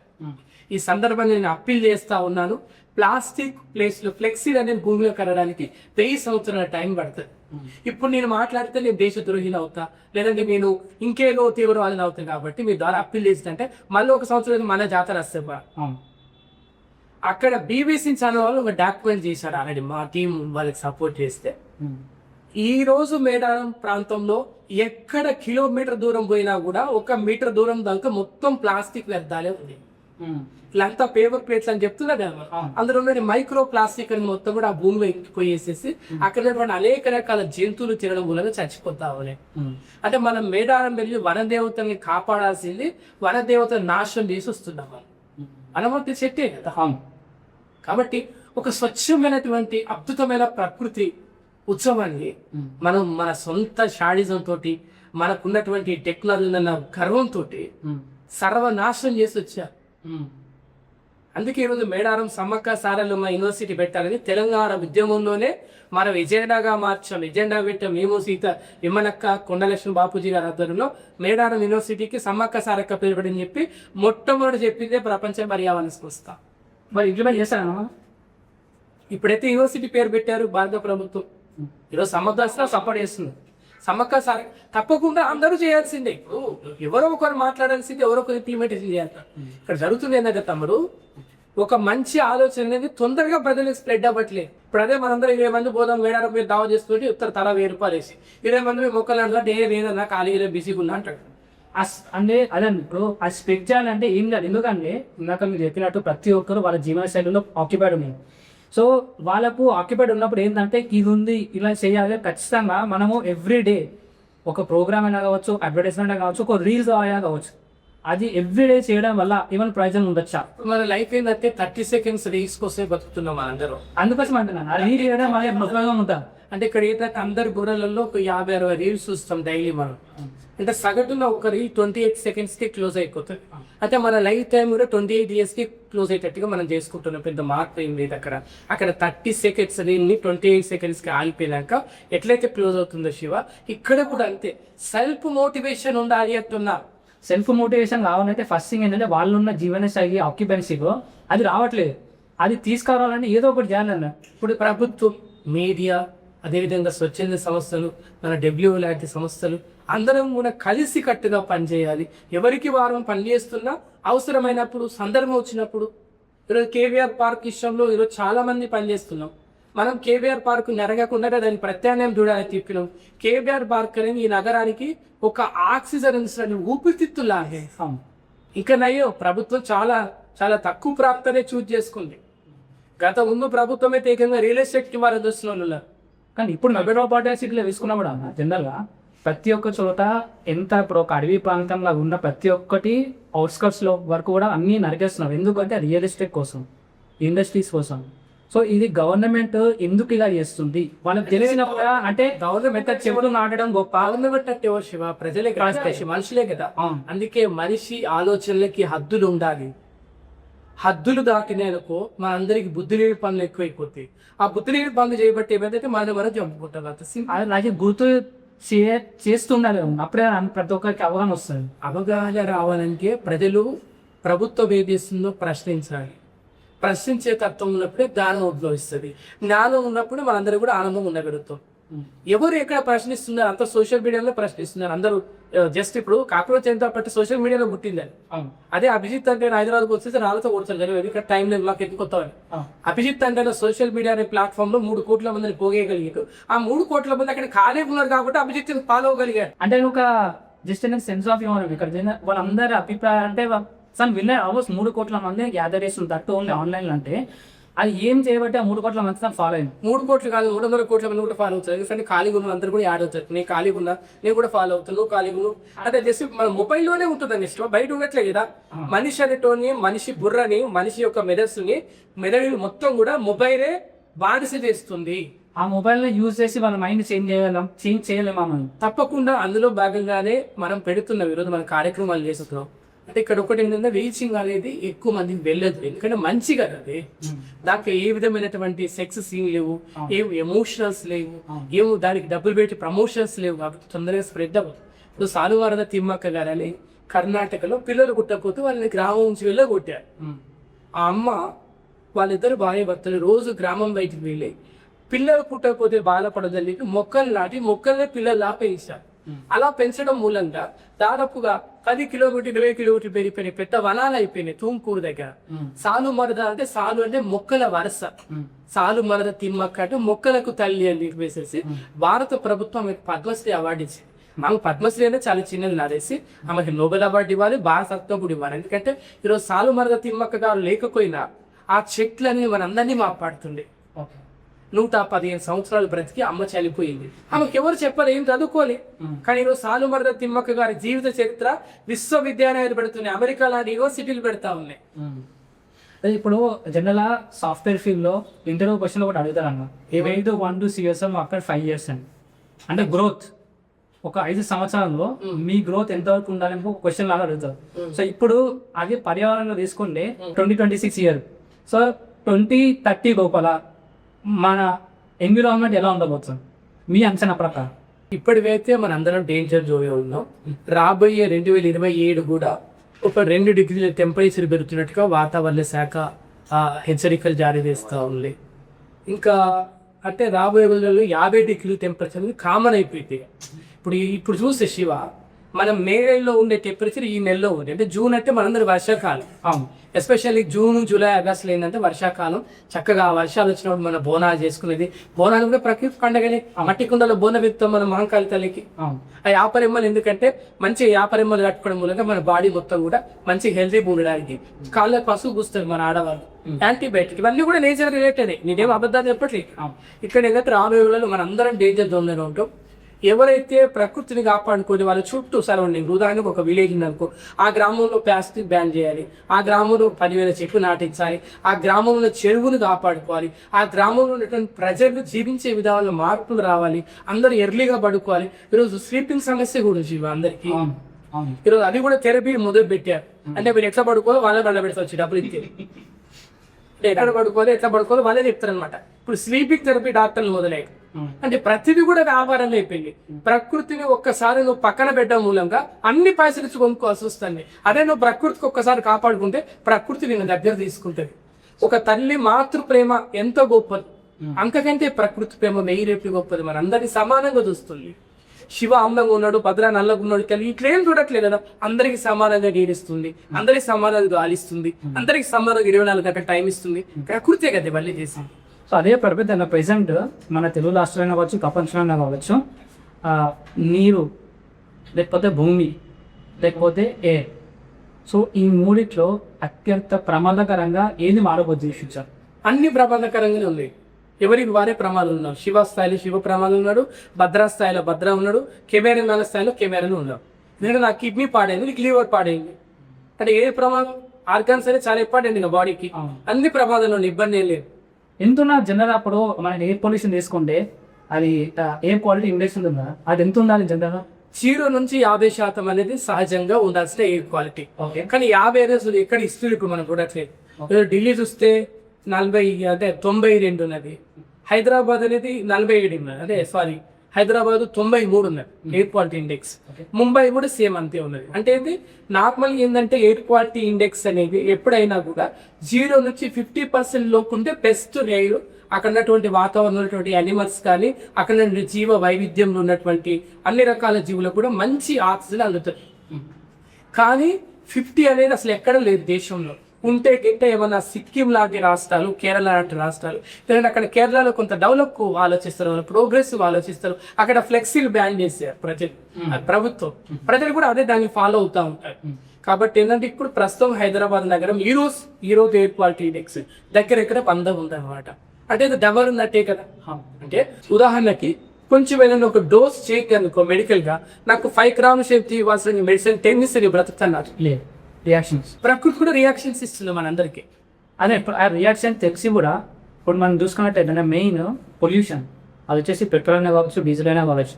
ఆ వాహనాల్ని కొత్త మోడల్తోని కస్టమర్స్ని అట్రాక్ట్ చేస్తూ అది హై లెవెల్ స్కేల్లో దాన్ని రిలీజ్ చేస్తారు, అడ్వర్టైజ్ చేసి. ఓకే, సో దాంట్లో నుంచి వచ్చే పొల్యూషన్ మన ఎయిర్ క్వాలిటీలో దెబ్బతీస్తాం. సో ప్రస్తుతానికి మన తెలంగాణ రాష్ట్రంలో ఎయిర్ క్వాలిటీ వచ్చేసి 93% లెవెల్స్ మేము ఉంటున్నాం ఈ రోజు. సో అప్పుడు ఈ 93 ఉన్న ఎయిర్ క్వాలిటీ వల్ల ఎటువంటి అనారోగ్య సమస్యలు, ఎటువంటి ఏజ్ వారు దానికి గురవుతారు. అంటే ఇప్పుడు ఎప్పుడైనా ఎయిర్ క్వాలిటీ ఇండెక్స్ లో చేంజెస్ వస్తే ఫస్ట్ మన అందరికి స్కిల్ డిసీజెస్, రెండు మన బ్రీతింగ్ తీసుకోవడం, మన శ్వాసలాడే శ్వాస వ్యవస్థతో బ్రీతింగ్ అనేది చాలా మంది పొద్దున్న లేగంగానే ఈ ముక్కు దిబ్బడిలాగా, ఎస్పెషల్లీ కొంతమందికి న్యూమోనియా పేషెంట్స్ కానీ, అస్తమా పేషెంట్స్, వాళ్ళందరికీ ఏంటంటే బ్రీతింగ్ చాలా కష్టం అవుతుంది. అంటే నువ్వు నేచర్కి ఉన్నటువంటి బ్రీతింగ్ డిస్టర్బ్ చేయడం వల్ల నీ బ్రీతింగ్ నేచర్ డిస్టర్బ్ చేస్తుంది. అయితే ఏం లేదు, ఇక్కడ సింపుల్. నువ్వు చెప్పిన విద్య నీరజాక్షన్ నీకు సామెత మనం చదువుకున్నట్టే మనం ఏం చేస్తామో గయ్యం తీసుకుంటాం. ఏ చెట్టు నాటితే దా పనులే కోసుకోవాలి శివ. అది తప్ప నువ్వు మామిడి పళ్ళు చెట్టు పెట్టి నేను తాటి పనులు అయితే రావు, ఎట్లా వస్తాయి? అది ఇప్పుడు గవర్నమెంట్ కూడా జనరల్గా అన్ని ఇక్కడ ఫినిష్ చేస్తా. అన్ని వయసులో వాళ్ళకి ఈ రోజు బ్రీతింగ్ అనేది మన అందరూ గాలి లేకుండా నేను బతకలేవు, నువ్వు బతకలేవు, అందరికీ బ్రీతింగ్ సిస్టమ్ మీద, లంగ్స్ మీద ఎఫెక్ట్ చూపిస్తుంది. దానిమూలంగా ఏమైతే చాలా మందికి మానసికంగా కూడా ఆ ఇంపాక్ట్ పడి వాళ్ళు పిచ్చి చేస్తూ ఉంటారు. అందుకే ఈ రోజు మానసిక వైద్యుల సంఖ్య రోజు పెరిగిపోతా ఉంది. ఈ దేశంలో మానసిక రోగుల సంఖ్య రోజు పెరుగుతా ఉంది. కాబట్టి అది కూడా గొప్ప ఇన్కమ్ అయితే. అందుకే ఇప్పటికైనా కూడా ఎప్పుడైనా ఏడుపు వచ్చినా, దుఃఖం వచ్చినా, ఏదైనా ఆపద వచ్చినా ఏం చేస్తామంటే మనం ఓ చెడు గట్టుపైన కూర్చో, ఎంత రిలీఫ్ ఉంటుంది. ఓ చెట్టుకి కూర్చో, అదే ఏసీ కింద కూర్చున్నది నిద్రస్తుంది. అంత బాడీ మొత్తం అలిసిపోద్ది, బాడీ డిహైడ్రేట్ అయితే ఆటోమేటిక్ ఏంటంటే ఆల్కహాల్ తీసుకుంటే తొందరగా డిహైడ్రేట్ అయిపోవడం. కాబట్టి ఏంటంటే ఇవన్నీ ఏమి ప్రపంచ విత్తలు కదా, అన్ని తెచ్చి కావాలని చేస్తాం మనం. అది ఇప్పుడు గవర్నమెంట్ కూడా దీన్ని తగ్గించడానికి, కార్బన్ డైఆక్సైడ్ తగ్గించడానికి ఇథనాల్ ఆల్మోస్ట్ ఒక 80 to 90% మనం పెట్రోల్, డీజిల్ వాడాలని చెప్పేసి ఒక స్కీమ్ తీసుకురాబోతుంది. సో ఇప్పుడు ఇథనాల్ అనేది కూడా పర్యావరణానికి, అంటే ఎక్స్పెషల్లీ ల్యాండ్ పరంగా కావచ్చు, వాటర్ బేస్ అని కావచ్చు. ఎందుకంటే 1 liter ఇథనాల్ ప్రిపేర్ చేయడానికి ఆల్మోస్ట్ మనకు 10 to 50 liters of water waste అవుతుంది. సో ఆల్రెడీ వాటర్ క్రైసిస్ మనకు ఉందని తెలిసినా కూడా గవర్నమెంట్ దీన్ని ఎందుకు ఎంకరేజ్ చేస్తుంది? ఇది చేయడం వల్ల ఫ్యూచర్లో ఎటువంటి సమస్యలు, అండ్ మెయిన్గా వాటర్, ఆ వాటర్ లేకపోతే ఎలా? భారతదేశం 27 సంవత్సరం 2027 ఎదుర్కోబోయే అతిపెద్ద సంక్షోభం వాటర్ సంక్షోభం. ప్రతి గ్రామంలో కూడా వాటర్ సమస్య ఉంది. ఎస్పెషల్లీ రాజస్థాన్ కానీ, మహారాష్ట్ర ఉంటుంది లాతూర్ ప్రాంతం కానీ, ఈరోజు తెలంగాణ ప్రాంతం, హైదరాబాద్ లాంటి మెట్రోపాలిటన్ సిటీలు, వరంగల్ సిటీ కానీ, ఖమ్మం కానీ, లేదా విజయవాడ లాంటి పక్కన కృష్ణా రివర్ ప్రవహిస్తున్న నగరాల్లో కూడా వాటర్ సమస్య అవుతుంది, ఉన్నది కూడా. అది తీవ్రతరం అవుతుంది. ఇక ఇథనాల్ అనేది ప్రభుత్వానికి ఒక ఆదాయ వనరుగా వస్తుంది. కాబట్టి ముఖ్యంగా నితిన్ గడ్కరీ గారి కొడుక్కి ఇథనాల్ ఫ్యాక్టరీ ఉంది. కాబట్టి తప్పకుండా రాజు దలుచుకుంటే దెబ్బలో పదవే ఉండదు. రాజు దలుచుకుంటే భద్రాన్ని చంపాలంటే చంపవచ్చు, భద్రానికి బ్రతికి భిక్ష పెట్టుకుంటే పెట్టవచ్చు. ఇది ప్రజాస్వామ్య దేశం కాదు, రాచరిక దేశం లాగానే పాలకులు ఫీల్ అవుతున్నారు. అందులో భాగంగా ఏంటంటే లీటర్ ఇథనాల్కి 12 లీటర్ల నుంచి 20 లీటర్ల వాటర్ వేస్ట్ అయినా, లేదంటే ఈ వ్యవసాయ రంగంలో వచ్చిన వ్యర్థాలు కానీ, లేదంటే ఇతర వ్యర్థాలతోటి దీన్ని రీప్లేస్ చేసుకుని చెప్తా ఉన్నారు. అంటే 1:13 రేషన్, అంటే 1 లీటర్ తయారీ 13 లీటర్ల నీళ్ళు అవుతుంది. అదేవిధంగా డేటా సెంటర్స్ పెట్టినప్పుడు ఈరోజు విశాఖపట్నంలో డేటా సెంటర్ పెడుతున్నారు చంద్రబాబు నాయుడు గారు. ప్రపంచంలోనే అతి గొప్ప అభివృద్ధి సాధిస్తాను. ముఖ్యంగా ఉప ముఖ్యమంత్రి ఏమో పర్యావరణ కాపాడని పర్యావరణ శాఖ ఏరిపోతే ఇచ్చుకున్నారు ఆయన. పవన్ కళ్యాణ్ గారికి ఎందుకు అంతమందికి అభిమానం అంటే ఆయన పర్యావరణ ప్రేమికుడు, ఆయన ప్రకృతి ప్రేమికుడు, ఆయన వ్యవసాయం చేస్తున్నాడు. కానీ ఈ రోజు అక్కడ ప్రభుత్వం చేస్తుందంటే ఆయన సిద్ధాంతాలకి, ఆయన నిర్ణయానికి విరుద్ధంగా పోతుంది. డేటా సెంటర్ రాబోయేలో 150 కోట్ల మంది ప్రజల అవసరాల కోసం నీటిని వాడబోతుంది. మళ్ళీ వాళ్ళు ఏం చెప్తున్నారు కామెంట్ వాళ్ళు, మేము జీరో బాట కింద పోతున్నామని చెప్తున్నారు. అంటే దొంగతనాన్ని దొంగ ఆ స్టెప్ ఉంటుంది. అయితే దొంగకి ఇంటి తాళాలు ఇస్తే ఏం చేస్తారు, ఇక మొత్తం ఓడ్చుకుని వెళ్ళిపోతున్నాయి. 1-2 దొంగతనం చేసినప్పుడు పిలిచి ఏం చేస్తామంటే శివ ఏం చేస్తారంటే ఇదంతా వద్దు నువ్వే ఉన్నారంటే వాడు ఏం చేస్తారు, మొత్తం వేసుకొని వెళ్ళిపోతారు. ఇప్పుడు అట్లనే జరుగుతుంది. విశాఖపట్నంలో చాలా మంది పర్యావరణ ఉద్యమకారులు, పర్యావరణ ప్రేమికులు, ముఖ్యంగా విశాఖని కాపాడాలని చెప్పేసి గాజువాకలో మా మిత్రుడు సత్యనారాయణ గారు, చిక్కా సత్యనారాయణ గారు, చాలా మంది మిత్రులు పర్యావరణ ఉద్యమకారులు, వారి డబ్ల్యూఓ మెంబర్స్ అక్కడ ఉద్యమాలు చేస్తా ఉన్నారు. వారి పోరాటానికి సంపూర్ణమైన మద్దతుని నేను మీ ద్వారా ఆంధ్రప్రదేశ్ ప్రజలందరూ కూడా తెలియజేస్తున్నా ఉన్నాను, తెలుగు ప్రజలకు తెలియజేస్తున్నాను. ఎందుకంటే హైదరాబాద్ గ్లోబల్ సిటీ, ఇక్కడ విశాఖపట్నం, ఉత్తరాంధ్ర ప్రజలు చాలా మంది ఉన్నారు. వాళ్ళ సొంత ప్రాంతం, వాళ్ళు పుట్టిన గడ్డ రేపు నీటి లేని ఎడారిగా మారబోతుంది. కేవలం విశాఖపట్నంలో అంటే విశాఖపట్నానికి హైదరాబాద్ మహంటే 600 కిలోమీటర్లు తేడానే ఉంది. కానీ రేపు పొద్దున విశాఖపట్నం అనేది నీటి సంక్షోభం ఎదుర్కొంటే ఆ ఇంపాక్ట్ హైదరాబాద్ కూడా పడుతుంది, ఆ చుట్టుపక్కల జిల్లాలకు కూడా పడుతుంది. కాబట్టి విశాఖపట్నాన్ని నాశనం చేసే ప్రభుత్వ నిర్ణయాన్ని వెంటనే వెనక్కి తీసుకోవాలని మీ ద్వారా చెప్తా ఉన్నాను. నారా చంద్రబాబు నాయుడు గారు ప్రపంచంలో అనేక దేశాలు వద్దని కంపెనీలు తీసుకొచ్చి, అనేక పొల్యూషన్ వెజల్ని కంపెనీలు తీసుకొచ్చి ఈరోజు ఆంధ్రప్రదేశ్ ఒక గొప్పతనాన్ని, ఆంధ్రప్రదేశ్ చరిత్రను మొత్తం కూడా మన తెలుగు జాతి చరిత్రను సమాధి చేసుకోదు. కాబట్టి వారి నిర్ణయాన్ని వెనక్కి తీసుకొని దానికి ప్రత్యామ్నాయంగా సస్టైనబుల్ డెవలప్మెంట్ మీద, నీటి పొల్యూషన్ లేకుండా వాటిని, ఎనర్జీ లెవెల్స్ ఎక్కువ యూజ్ చేయని వాటిని, eco friendly development, sustainable development ని ఏదైతే ఇయర్వో చెప్తుందో 17 సూత్రాలు ఏవైతున్నాయో దానికి అనుగుణమైన డెవలప్మెంట్ సాధిస్తేనే మన అభివృద్ధి చెందుతో మనం బతుకుతాం. లేకపోతే విశాఖపట్నం అనేది రోజు రోజుకి టెంపరేచర్ ఇంక్రీజ్ అయిపోయి సముద్ర జలాల టెంపరేచర్ పెరగడం మూలంగా అక్కడ అనేక రకాల ప్రకృతి విపత్తులు రాబోతున్నాయి. ఇప్పటికే దేశ రాజధాని ముంబై సర్వనాశనం అయిపోయి ఇక నెక్స్ట్ విశాఖ కూడా నాశనం అయ్యే ప్రమాదం ఉంది.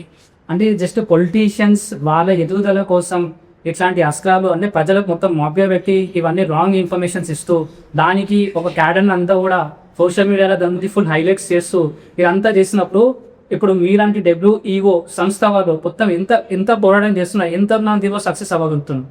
ఎందుకు అంటే ఇప్పుడు నితిన్ గడ్కరీ ఎగ్జాంపుల్ తీసుకున్నాం ఇథనాల్ పరంగా, వారి షేర్ ప్రైస్ వచ్చేసి 40 to 50 రూపీస్ ఉన్నాయి లాస్ట్ ఇయర్.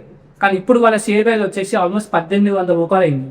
అంటే వాళ్ళ ఎదుగుదల కోసం ఇలాంటి చేయడం ఎంతవరకు కరెక్ట్ అని తెలిసిన వాళ్ళు క్వశ్చన్ చేసినా కూడా తెలియని వాళ్ళు చాలా మంది ఉన్నారు. ప్రతి ఒక్కరికి అవగాహన వచ్చాక ఈ రోజు నితిన్ గడ్కరీ గారి పార్టీలో ఉన్నటువంటి కార్యకర్తలు, ఆయన గతంలో కూడా ఆయన చదువుకున్న వ్యక్తి. నితిన్ గడ్కరీ గారి మనీ బ్లైండ్ గా, కానీ అదే నితిన్ గడ్కరీ గారు ఒక పాడ్కాస్ట్ లో ఏమన్నారంటే ఈ పర్యావరణం గురించి మాట్లాడేటప్పుడు కార్బన్ డైఆక్సైడ్ రిలీజ్ చేసుకుని ఇతరులకి ఎంత వాటర్ వేస్టేజ్ అవుతుంది, వాటర్ ప్రైస్ వస్తుందని చెప్పినా కూడా వాళ్ళు యాంటీ నేషనలిస్ట్ అనే ట్యాగ్ చేశారనమాట. అదే నితిన్ గడ్కరీ. సో దాని బలం మీరేమంటారు? అంటే ఇప్పుడు నిజమైన దేశభక్తులంతా కూడా నితిన్ గడ్కరీ గారిని ముందు నిలదీయాలి. ఎస్పెషల్లీ భారతీయ జనతా పార్టీ ఉన్న కార్యకర్తలంతా కూడా నితిన్ గడ్కరీ గతంలో పార్టీ జాతీయ అధ్యక్షుడు, ముఖ్యంగా ఆయన కూడా ఐఐటి స్టూడెంట్, ఆయన మరి రోడ్లు వెంబడి అక్కడక్కడ చదువుకున్న వ్యక్తి కాదు. ఎస్పెషల్లీ నితిన్ గడ్కరీ గారు కొంత ప్రోగ్రెసివ్ భావన వ్యక్తి, బీజేపీలో కూడా ప్రోగ్రెసివ్ భావన లీడర్. కాబట్టి అదే నితిన్ గడ్కరీ కంపెనీని వాళ్ళ యొక్క మొత్తం కూడా బయట పెట్టి డేటా పెట్టి భారతీయ జనతా పార్టీ వాళ్ళే అడగాలి, అపోజిషన్ కూడా అడగకూడదు. ఎందుకంటే అపోజిషన్ ఏమో మన దేశ ద్రోహులు అవుతారు కదా. నితిన్ గడ్కరీ గారే చెప్పారు ఇంత జరుగుతుంది ఈ విధ్వంసం అన్నప్పుడు తప్పకుండా మీరు చెప్పింది మీరు చేస్తుంది ఏంది అంటే చెప్పడం వరకే ఉండగా చేయడం ఉండదని నిలదీయాలి తప్పకుండా. రేపు పార్లమెంట్ సెక్షన్ లో కూడా తప్పకుండా భారతీయ జనతా పార్టీ ఎంపీలు, ముఖ్యంగా తెలుగు ఎంపీలు 8 మంది ఉన్నారు మన బీజేపీ నుంచి. కాబట్టి 8 మంది ఫస్ట్ అదే అడగాలి. 8 మంది ఎంపీలు భారతీయ జనతా పార్టీ తరఫున ఇక్కడ తెలుగు ప్రజలు గెలిపించింది ఇక్కడ తెలంగాణలో. కాబట్టి ఫస్ట్ అడగాలి నితిన్ గడ్కరీ గారు మీకు ఒక చట్టం మాకు చట్టం ఉంటుందా, లేదా వీళ్ళు కూడా అసలు షేర్ హోల్డర్స్ ఉండి మాట్లాడతలేదు, విషయం ప్రజలే చెప్పాలి. పార్లమెంట్ సాక్షిగా ప్రజలే చెప్పాల్సిన బాధ్యత నితిన్ గడ్కరీ మీద ఉంది. లేకపోతే ఆ పొల్యూషన్ లో వాళ్ళకు దూకుతారు. ఇప్పుడు మన గవర్నమెంట్ అని ఎగ్జాంపుల్, మన భారతదేశంలో ఉన్న గవర్నమెంట్ ఎన్ని గ్రీన్ సిస్టమ్స్ ప్రాజెక్ట్స్ స్టార్ట్ చేసింది. ఇప్పుడు అది ఇంకా అమలు దశలో ఉంది చాలా మట్టుకు. సో అది ఏదన్నా ప్రజలకు ఉపయోగపడుతుంది. ఇప్పుడు ప్రజలకు ఉపయోగపడేటువంటి ప్రాజెక్టుల కంటే ఈరోజు సోలార్ ప్రాజెక్ట్ అంటున్నారు. సోలార్ ప్రాజెక్ట్ కూడా మొత్తం కూడా ఎంఎస్సి కంపెనీలే ఇన్స్టాల్ చేస్తున్నాయి. ఆ విద్యుత్తుని వాళ్ళే షేర్ చేసుకుంటున్నారు. అంటే ఉదాహరణకి ఇది నేచురల్ గా వచ్చేటువంటి సన్ రైజ్ ఇంక్రీజ్ అవుతుంటే వాళ్ళకి ఇన్వెస్ట్మెంట్ అన్నట్టుగా దాన్ని కూడా ఎవరికి ఆదాని అంబానీ వాళ్ళ చేతుల్లోనే ఉంది. అంటే ప్రజలకి ఇక్కడ ఎట్లుందంటే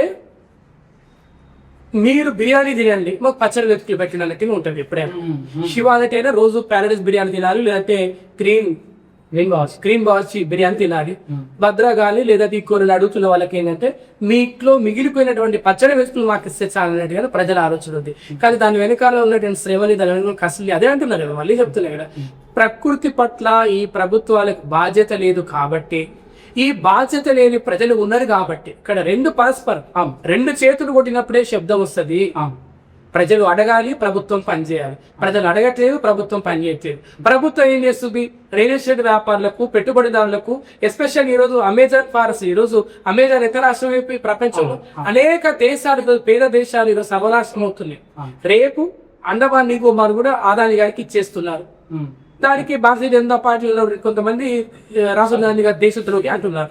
నిజమే దేశద్రోహి, ఎందుకంటే ఆయన ప్రకృతి కాపాడడం దేశద్రోహి కాబట్టి ఏమవుతాడు? అది ఇప్పుడు ఈ లీడర్షిప్ ఈసారి ఉన్నారు కాబట్టి మీరు లీడర్కి ఎలా కావాలి, లీడర్కి ఉన్న లక్షణాలు ఏంటి, ఎటువంటి లీడర్ని మనం ఎంచుకుంటే మన పర్యావరణం మనం రక్షించుకోవచ్చు, మన ప్రజలు సురక్షితంగా ఉండవచ్చు అనే కాన్సెప్ట్తోనే వీళ్ళ బుక్ రాయడం జరిగింది. ఎస్, నేను లీగానే స్టడీ చేశాను. నేను కారల్ మార్క్స్ గారి చదివాను. అదేవిధంగా నాకు ఇష్టమైనటువంటి ఈ దేశంలో బాబాసాహెబ్ అంబేద్కర్ గారిని చదివాను. బాబాసాహెబ్ అంబేద్కర్ గారు రాసిన రాజ్యాంగం చేయబట్టి నేను ఇప్పటికీ నేను ముందర కూర్చొని మాట్లాడగలుగుతున్న తమ్ముడు. కాబట్టి నాయకుడివై నడిపించు, పాలకుడివై పాలించు ఫస్ట్ నేను రాసినటువంటి క్యాప్షన్. ఆ తర్వాత నేను చాలా మందికి స్పీచ్ రాసి పెట్టాను. ఉదాహరణకి శివ ఎదగాలనుకో, శివ ఒకసారి అన్న స్పీచ్ రాసి అంటే ఎస్, నేను అక్కడికి వెళ్ళి డైరెక్ట్ గా యుద్ధం చేయలేకపోయినా నా ఆలోచనలని, నా ఆలస్యాలని, నా సిద్ధాంతాలని శివ రూపంలో ఒక మానసిక సంఘర్షణగా ఉండి ఆయుధాన్ని నేను కావచ్చు. నేను ఫిజికల్ గా లేకపోయినా మెంటల్ గా శివ రూపంలో ఈ సమాజంలో, ఈ వ్యవస్థలలో నా పాత్ర ఏదో రకంగా నిర్వర్తించవచ్చు. కాబట్టి నేను నాయకుడు ఎలా ఉండాలని రాశాను. ఆ పుస్తకం ఆ పేరు మీద విమలక్క గారు, ప్రజాగాయని గారు, నాయకుడు కాదు నాయకుడు, ఎందుకంటే మహిళలు కూడా ఉన్నారు కదా. దాని నెక్స్ట్ ఎడిషన్ లో దాన్ని మనం సరి చేస్తాం. దాంట్లో చాలా క్లియర్ గా ఉంటుంది. ఒకసారి మీరు దాన్ని ఒకసారి ఆ బుక్ లో ఒకసారి ఓపెన్ చేస్తే ఆ సేమ్ ప్యాటర్న్ చూస్తే చాలా క్లియర్ గా మీరు చదివితే అర్థమవుతుంది. అంటే ఇప్పుడు ప్రెసెంట్ మన దగ్గర ఉన్న లీడర్షిప్ ఉన్న క్వాలిటీస్ ఈ బుక్లో వాళ్ళ దగ్గర లేని ఈ బుక్లో ఉంది. లీడర్షిప్ క్వాలిటీ అంటే వాళ్ళ ఆత్మ అనేది పుస్తకం చేస్తే ఆత్మతో జీవించవచ్చు. ఇప్పుడు వాళ్ళ ప్రేతాత్మలు బట్టి తిరుగుతున్నారు. మనిషికి ఆత్మ ఉండాలి, మనిషిని ప్రేమించే గుణం ఉండాలి కదా. ఇప్పుడు ప్రేమ అనేది 2 sides ఉండాలి. ప్రేమ అనేది ఆత్మలు మన మనసులో పుట్టాయి, ఎవరో చెప్తే పుట్టదు. కాబట్టి నేనేమంటే ఆ పుస్తకం దగ్గర వాళ్ళకి ఆత్మ ఆవహిస్తుంది, ప్రకృతి వాళ్ళని ఆవహిస్తుంది. నేను ఇట్లా ఎట్లయితే లైవ్ లో మాట్లాడినా గట్లనే ఉంటుంది, దాంట్లో ఏమి ఉండదు. ఓకే, చాలా క్లియర్ గా దాంట్లో వార్డు మెంబర్ దగ్గర రాష్ట్రపతి క్లియర్ ఇట్లా చాలా. కాబట్టి ఏంటంటే ఇందులో ఏమి బ్రహ్మ విద్య లేవు, ఇందులో ఏమి తెలియని భాష లేదు, సరళమైన భాష, మన వాడుక భాషలో వేడుక భాషలో చూపించచ్చు. అదే సమస్యలు చాలా నాయకుడు ఎలా ఉండాలి, ప్రశ్నించే నాయకత్వం, వీధరాయి అంటే చాలా ఆల్మోస్ట్ ఒక 200 టాపిక్లు పైన ఉన్నాయన్నా ఆల్మోస్ట్. ఇందులో ఈ బుక్ లో చాలా క్లియర్ గా మొన్న 70 మంది సర్పంచ్ మొన్న గెలిచారు. గుబ్బిలోది సర్పంచ్ 8వ క్లాస్ చెప్పాను. ఇక్కడ చూడండి ఈ బుక్ లో గ్రామ పంచాయతీ వార్డు మెంబర్ దగ్గర నుంచి, అంటే ఈ దేశంలో ప్రజాప్రతినిధులుగా ఎన్నుకోబడాలంటే, ప్రజాప్రతినిధిగా కావాలంటే అబ్రహం లింకన్ గారు చెప్పినట్టుగా ప్రజల చేత ఎన్నుకోబడాలి, ప్రజల కొరకు పనిచేయాలి, ప్రజల చేత ప్రజల కొరకు ప్రజాస్వామ్యాన్ని ప్రజలు నిర్ణయిస్తారంటారు. అట్లనే ఇక్కడ వార్డు మెంబర్ దగ్గర నుంచి ఇంకా చూస్తే గ్రామ సర్పంచ్, ఎంపీటీసీ, జెడ్పీటీసీ ఇట్లా అన్ని పదవులు, ఇట్లా జిల్లా పరిషత్ చైర్మన్, వార్డు మెంబర్స్ ఇవన్నీ మొదలుపెట్టి చివరి ఆఖరికి భారత రాష్ట్రపతి వరకు కూడా ఈ పుస్తకంలో క్లుప్తంగా, సంక్షిప్తంగా ఎక్కడ కూడా మీకు ఉపయోగం లేని విషయాలు చెప్పలే. ఉపయోగపడే విషయాలు మీ దైనందిన జీవితంలో కూడా మీరు శారీరకంగా, మానసికంగా ఎట్లుండాలి, ప్రకృతిని ఎలా కాపాడాలి చాలా క్లియర్గా చెప్పాను. కాబట్టి ఈ పుస్తకం అందరూ చదవాలి. ఎస్పెషల్లీ లీడర్ అంటే రాజకీయ నాయకుడే కాదు, ఏదో ట్రయో వైబ్స్ అని ఒక సోషల్ మీడియా లీడర్షిప్ వైబ్స్ అనుకో, అక్కడ కూడా లీడర్ కావాలి కదా. లేదా ఒక కుటుంబానికి కూడా లీడర్ కావాలి కదా. ఆ కుటుంబంలో 4 ఉంటే ఆ కుటుంబాన్ని ఎట్లా హ్యాండిల్ చేయాలి, అక్కడ వస్తున్నటువంటి ఖర్చులు జమ ఎట్లా జరిగి, మళ్ళీ కూడా లీడర్ అంటే కేవలం రాజకీయ నాయకులే కాదు, పొలిటీషియన్సే కాదు, ఈ క్రిమినల్సే కాదు, లీడర్ అనేవాళ్ళు ప్రతి సందర్భంలో కూడా ఈ సమాజంలో ప్రతి ఇంటి నుంచి కుట్టొచ్చు, ప్రతి వాడ నుంచి కుట్టొచ్చు, ప్రతి గ్రామం నుంచి కుట్టొచ్చు. సో మొదటి ప్రశ్న వచ్చేసి ఒక్క పదంలో పర్యావరణం అంటే ఏంటండి? పర్యావరణం లేకపోతే మనం ఎవరం లేము. పర్యావరణం మనందరికీ అత్యంత ఉన్నతమైన శక్తి, సర్వశక్తివంతమే. ఇప్పుడు మీకు అత్యంత ఇష్టమైన చెట్టు ఏదండి? నాకు అత్యంత ఇష్టమైంది వేప చెట్టు. సో ఒక్కరోజు ప్రపంచ నాయకుడిని మీరు వేస్తే మీరు మొదటిగా తీసుకున్న నిర్ణయం ఏంటంటే? ఏం లేదు, ముందుగా ప్రపంచంలో ఉన్నటువంటి అన్ని కాలుష్య కారక పరిశ్రమలన్నిటి మూసేయమని చెప్తాను. మీరు దీన్ని సపోర్ట్ చేస్తారు, ప్లాస్టికా లేక పేపర్? రెండిట్లో అక్కడ పెడితే ఫస్ట్ పేపర్ ఎంచుకోవాలి, ఎందుకంటే పేపర్ ఒక రోజు 2 రోజుల భూమిలోకి అయిపోతుంది. ఓకే. సో నగరం లేదా ప్రకృతి ఏది ఎంచుకుంటారు? ప్రకృతి ఎంచుకుంటా, నా జీవిత లక్ష్యం అదే. సో యువతకు ఒక సందేశం ఇవ్వాలంటే ఏమిస్తారు? యువతకి ఇచ్చే సందేశం పెద్దగా అయ్యలేదు, ప్రకృతిని కాపాడుతూ ప్రకృతి మనందరినీ కాపాడుతుంది. ప్రతి ఇంట్లో ఉండాల్సిన ఒక పర్యావరణ అలవాటు ఏంటంటే ప్రతిరోజు ప్రకృతిని కాపాడుకోవడం, ప్రకృతిని ఆరాధిస్తూ జీవించడం. ఒక చెట్టు విలువ ఎక్కువనా లేక ఒక బిల్డింగ్ విలువ ఎక్కువ? ఎప్పటికైనా చెట్టు లేకపోతే మనం ఎవరం లేని, బిల్డింగ్ అనేది జీరో. దాని అభివృద్ధి ముఖ్యమా లేకపోతే పర్యావరణం ముఖ్యం? పర్యావరణంతో కూడుకున్న అభివృద్ధి ముఖ్యం. సో భవిష్యత్ తరాలకు మనం ఇస్తున్న అతిపెద్ద నష్టం ఏంటి? కాలుష్యం. ఎయిర్ క్వాలిటీ ఇండెక్స్ ఉంది, ఎయిర్ క్వాలిటీ ఇండెక్స్ 50 కంటే తక్కువ లేకపోతే జీడిపి 10% కంటే ఎక్కువ, ఏది సపోర్ట్ చేస్తాను? జీడిపి అనేది అంకెలు సంఖ్యలు అనేది పాలకులు చెప్పే గాలడి, కానీ నేను ఎప్పుడు కూడా ఎయిర్ క్వాలిటీ ఇండెక్స్ 50లోకి ఉన్నప్పుడే ఆ దేశం సుసంపన్నంగా అభివృద్ధి చెప్తుంది. సో ఎలక్ట్రిక్ వాహనాలు నిజమైన పరిష్కారమా? లేదు. ఎందుకు? ఎలక్ట్రిక్ వాహనాలు రేపు పొద్దున వీటికంటే 100 రెట్లు పొల్యూషన్ వ్యవసాయంలో పోతున్నాయి. వాటి పర్యావసనాలు తొందరలో మనందరం అనుభవించబోతున్నాం. సో యువతలో మీకు ఏమైనా ఆశ కనిపిస్తుందా? పర్యావరణం పట్ల చేంజ్ తీసుకోవడానికి యువత మీకు ఏమైనా ఆశ కనిపిస్తుందా? తప్పకుండా ప్రకృతి తను కాపాడుకోవడానికి కొంతమంది యోధుల్ని, వీరుల్ని తయారు చేసుకుంటుంది. అది ఎవరైనా కావచ్చు, శివ కావచ్చు, వంశీ కావచ్చు, లేదా XYZ ఎవరైనా కావచ్చు. సో గ్రీన్ జాబ్స్ భవిష్యత్తులో టాప్ కెరియర్స్ అవుతాయా? తప్పకుండా రేపు ప్రపంచంలో జరిగే అతిపెద్ద విప్లవం, అతిపెద్ద మార్పు పర్యావరణమే. పర్యావరణాల నుంచే అన్ని రకాల సంపదలు వస్తే అదే అతిపెద్ద వ్యాపారం. So thank you so much అన్న, మీ విలువైన సమయాన్ని, మీ అనుభవాన్ని మాతో షేర్ చేసుకుని, మాతో పాటు ప్రజలకు షేర్ చేసుకున్నందుకు. సో మీరు ఏదైతే మాట చెప్పారో, పర్యావరణం బాధ్యత అనేది కేవలం ప్రభుత్వాలు మాత్రమే కాదు, ప్రజలందరిది, మనది, మరొక పాటు ప్రతి ఒక్కరిది. సో ఈ మాట చెప్పినందుకు మీ స్ఫూర్తికి and at the same time మీ అనుభవాన్ని మాతో షేర్ చేసుకున్నందుకు ధన్యవాదాలు. And at the same time ప్రతి ఒక్కరు కూడా పర్యావరణాన్ని ప్రేమిద్దాం. Same nature, same future.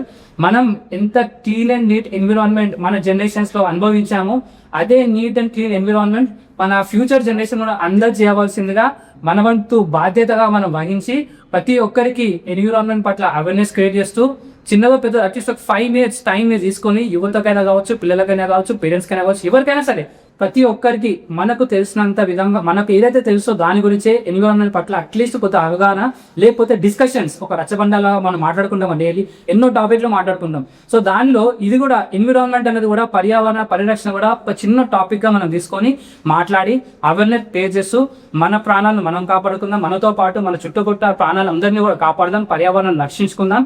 అదే పర్యావరణాన్ని ప్రజలందరికీ ఫ్యూచర్ టెన్నిస్ కూడా మనం అందిద్దాం. ప్రతి ఒక్కరు బాధ్యతాపరంగా వహించాలని కోరుతూ, మీ విలువైన సమయాన్ని మాకు ఇచ్చినందుకు మీ సంస్థ WEO వరల్డ్ ఎన్విరాన్మెంట్ ఆర్గనైజేషన్ సంస్థ మరిన్ని విజయాలు స్థాపిస్తూ, ఎలాంటి కార్యక్రమాలను సరే మీరు ముందుండి నడిపించి ప్రజలంతా గైడ్ చేసి యువతకు ఒక పెద్ద సందేశంగా మీరు ఇవ్వాలని కోరుతూ, స్ఫూర్తిని ఇవ్వాలని కోరుతూ, మన స్ఫూర్తిని కోరుతుంటే మనం మా ట్రైబల్స్ మీడియా ఛానల్ ద్వారా. సో ధన్యవాదాలు. థ్యాంక్ యూ సో మచ్ అన్న. సో మా స్టూడియోకి వచ్చినందుకు ఫస్ట్ థింగ్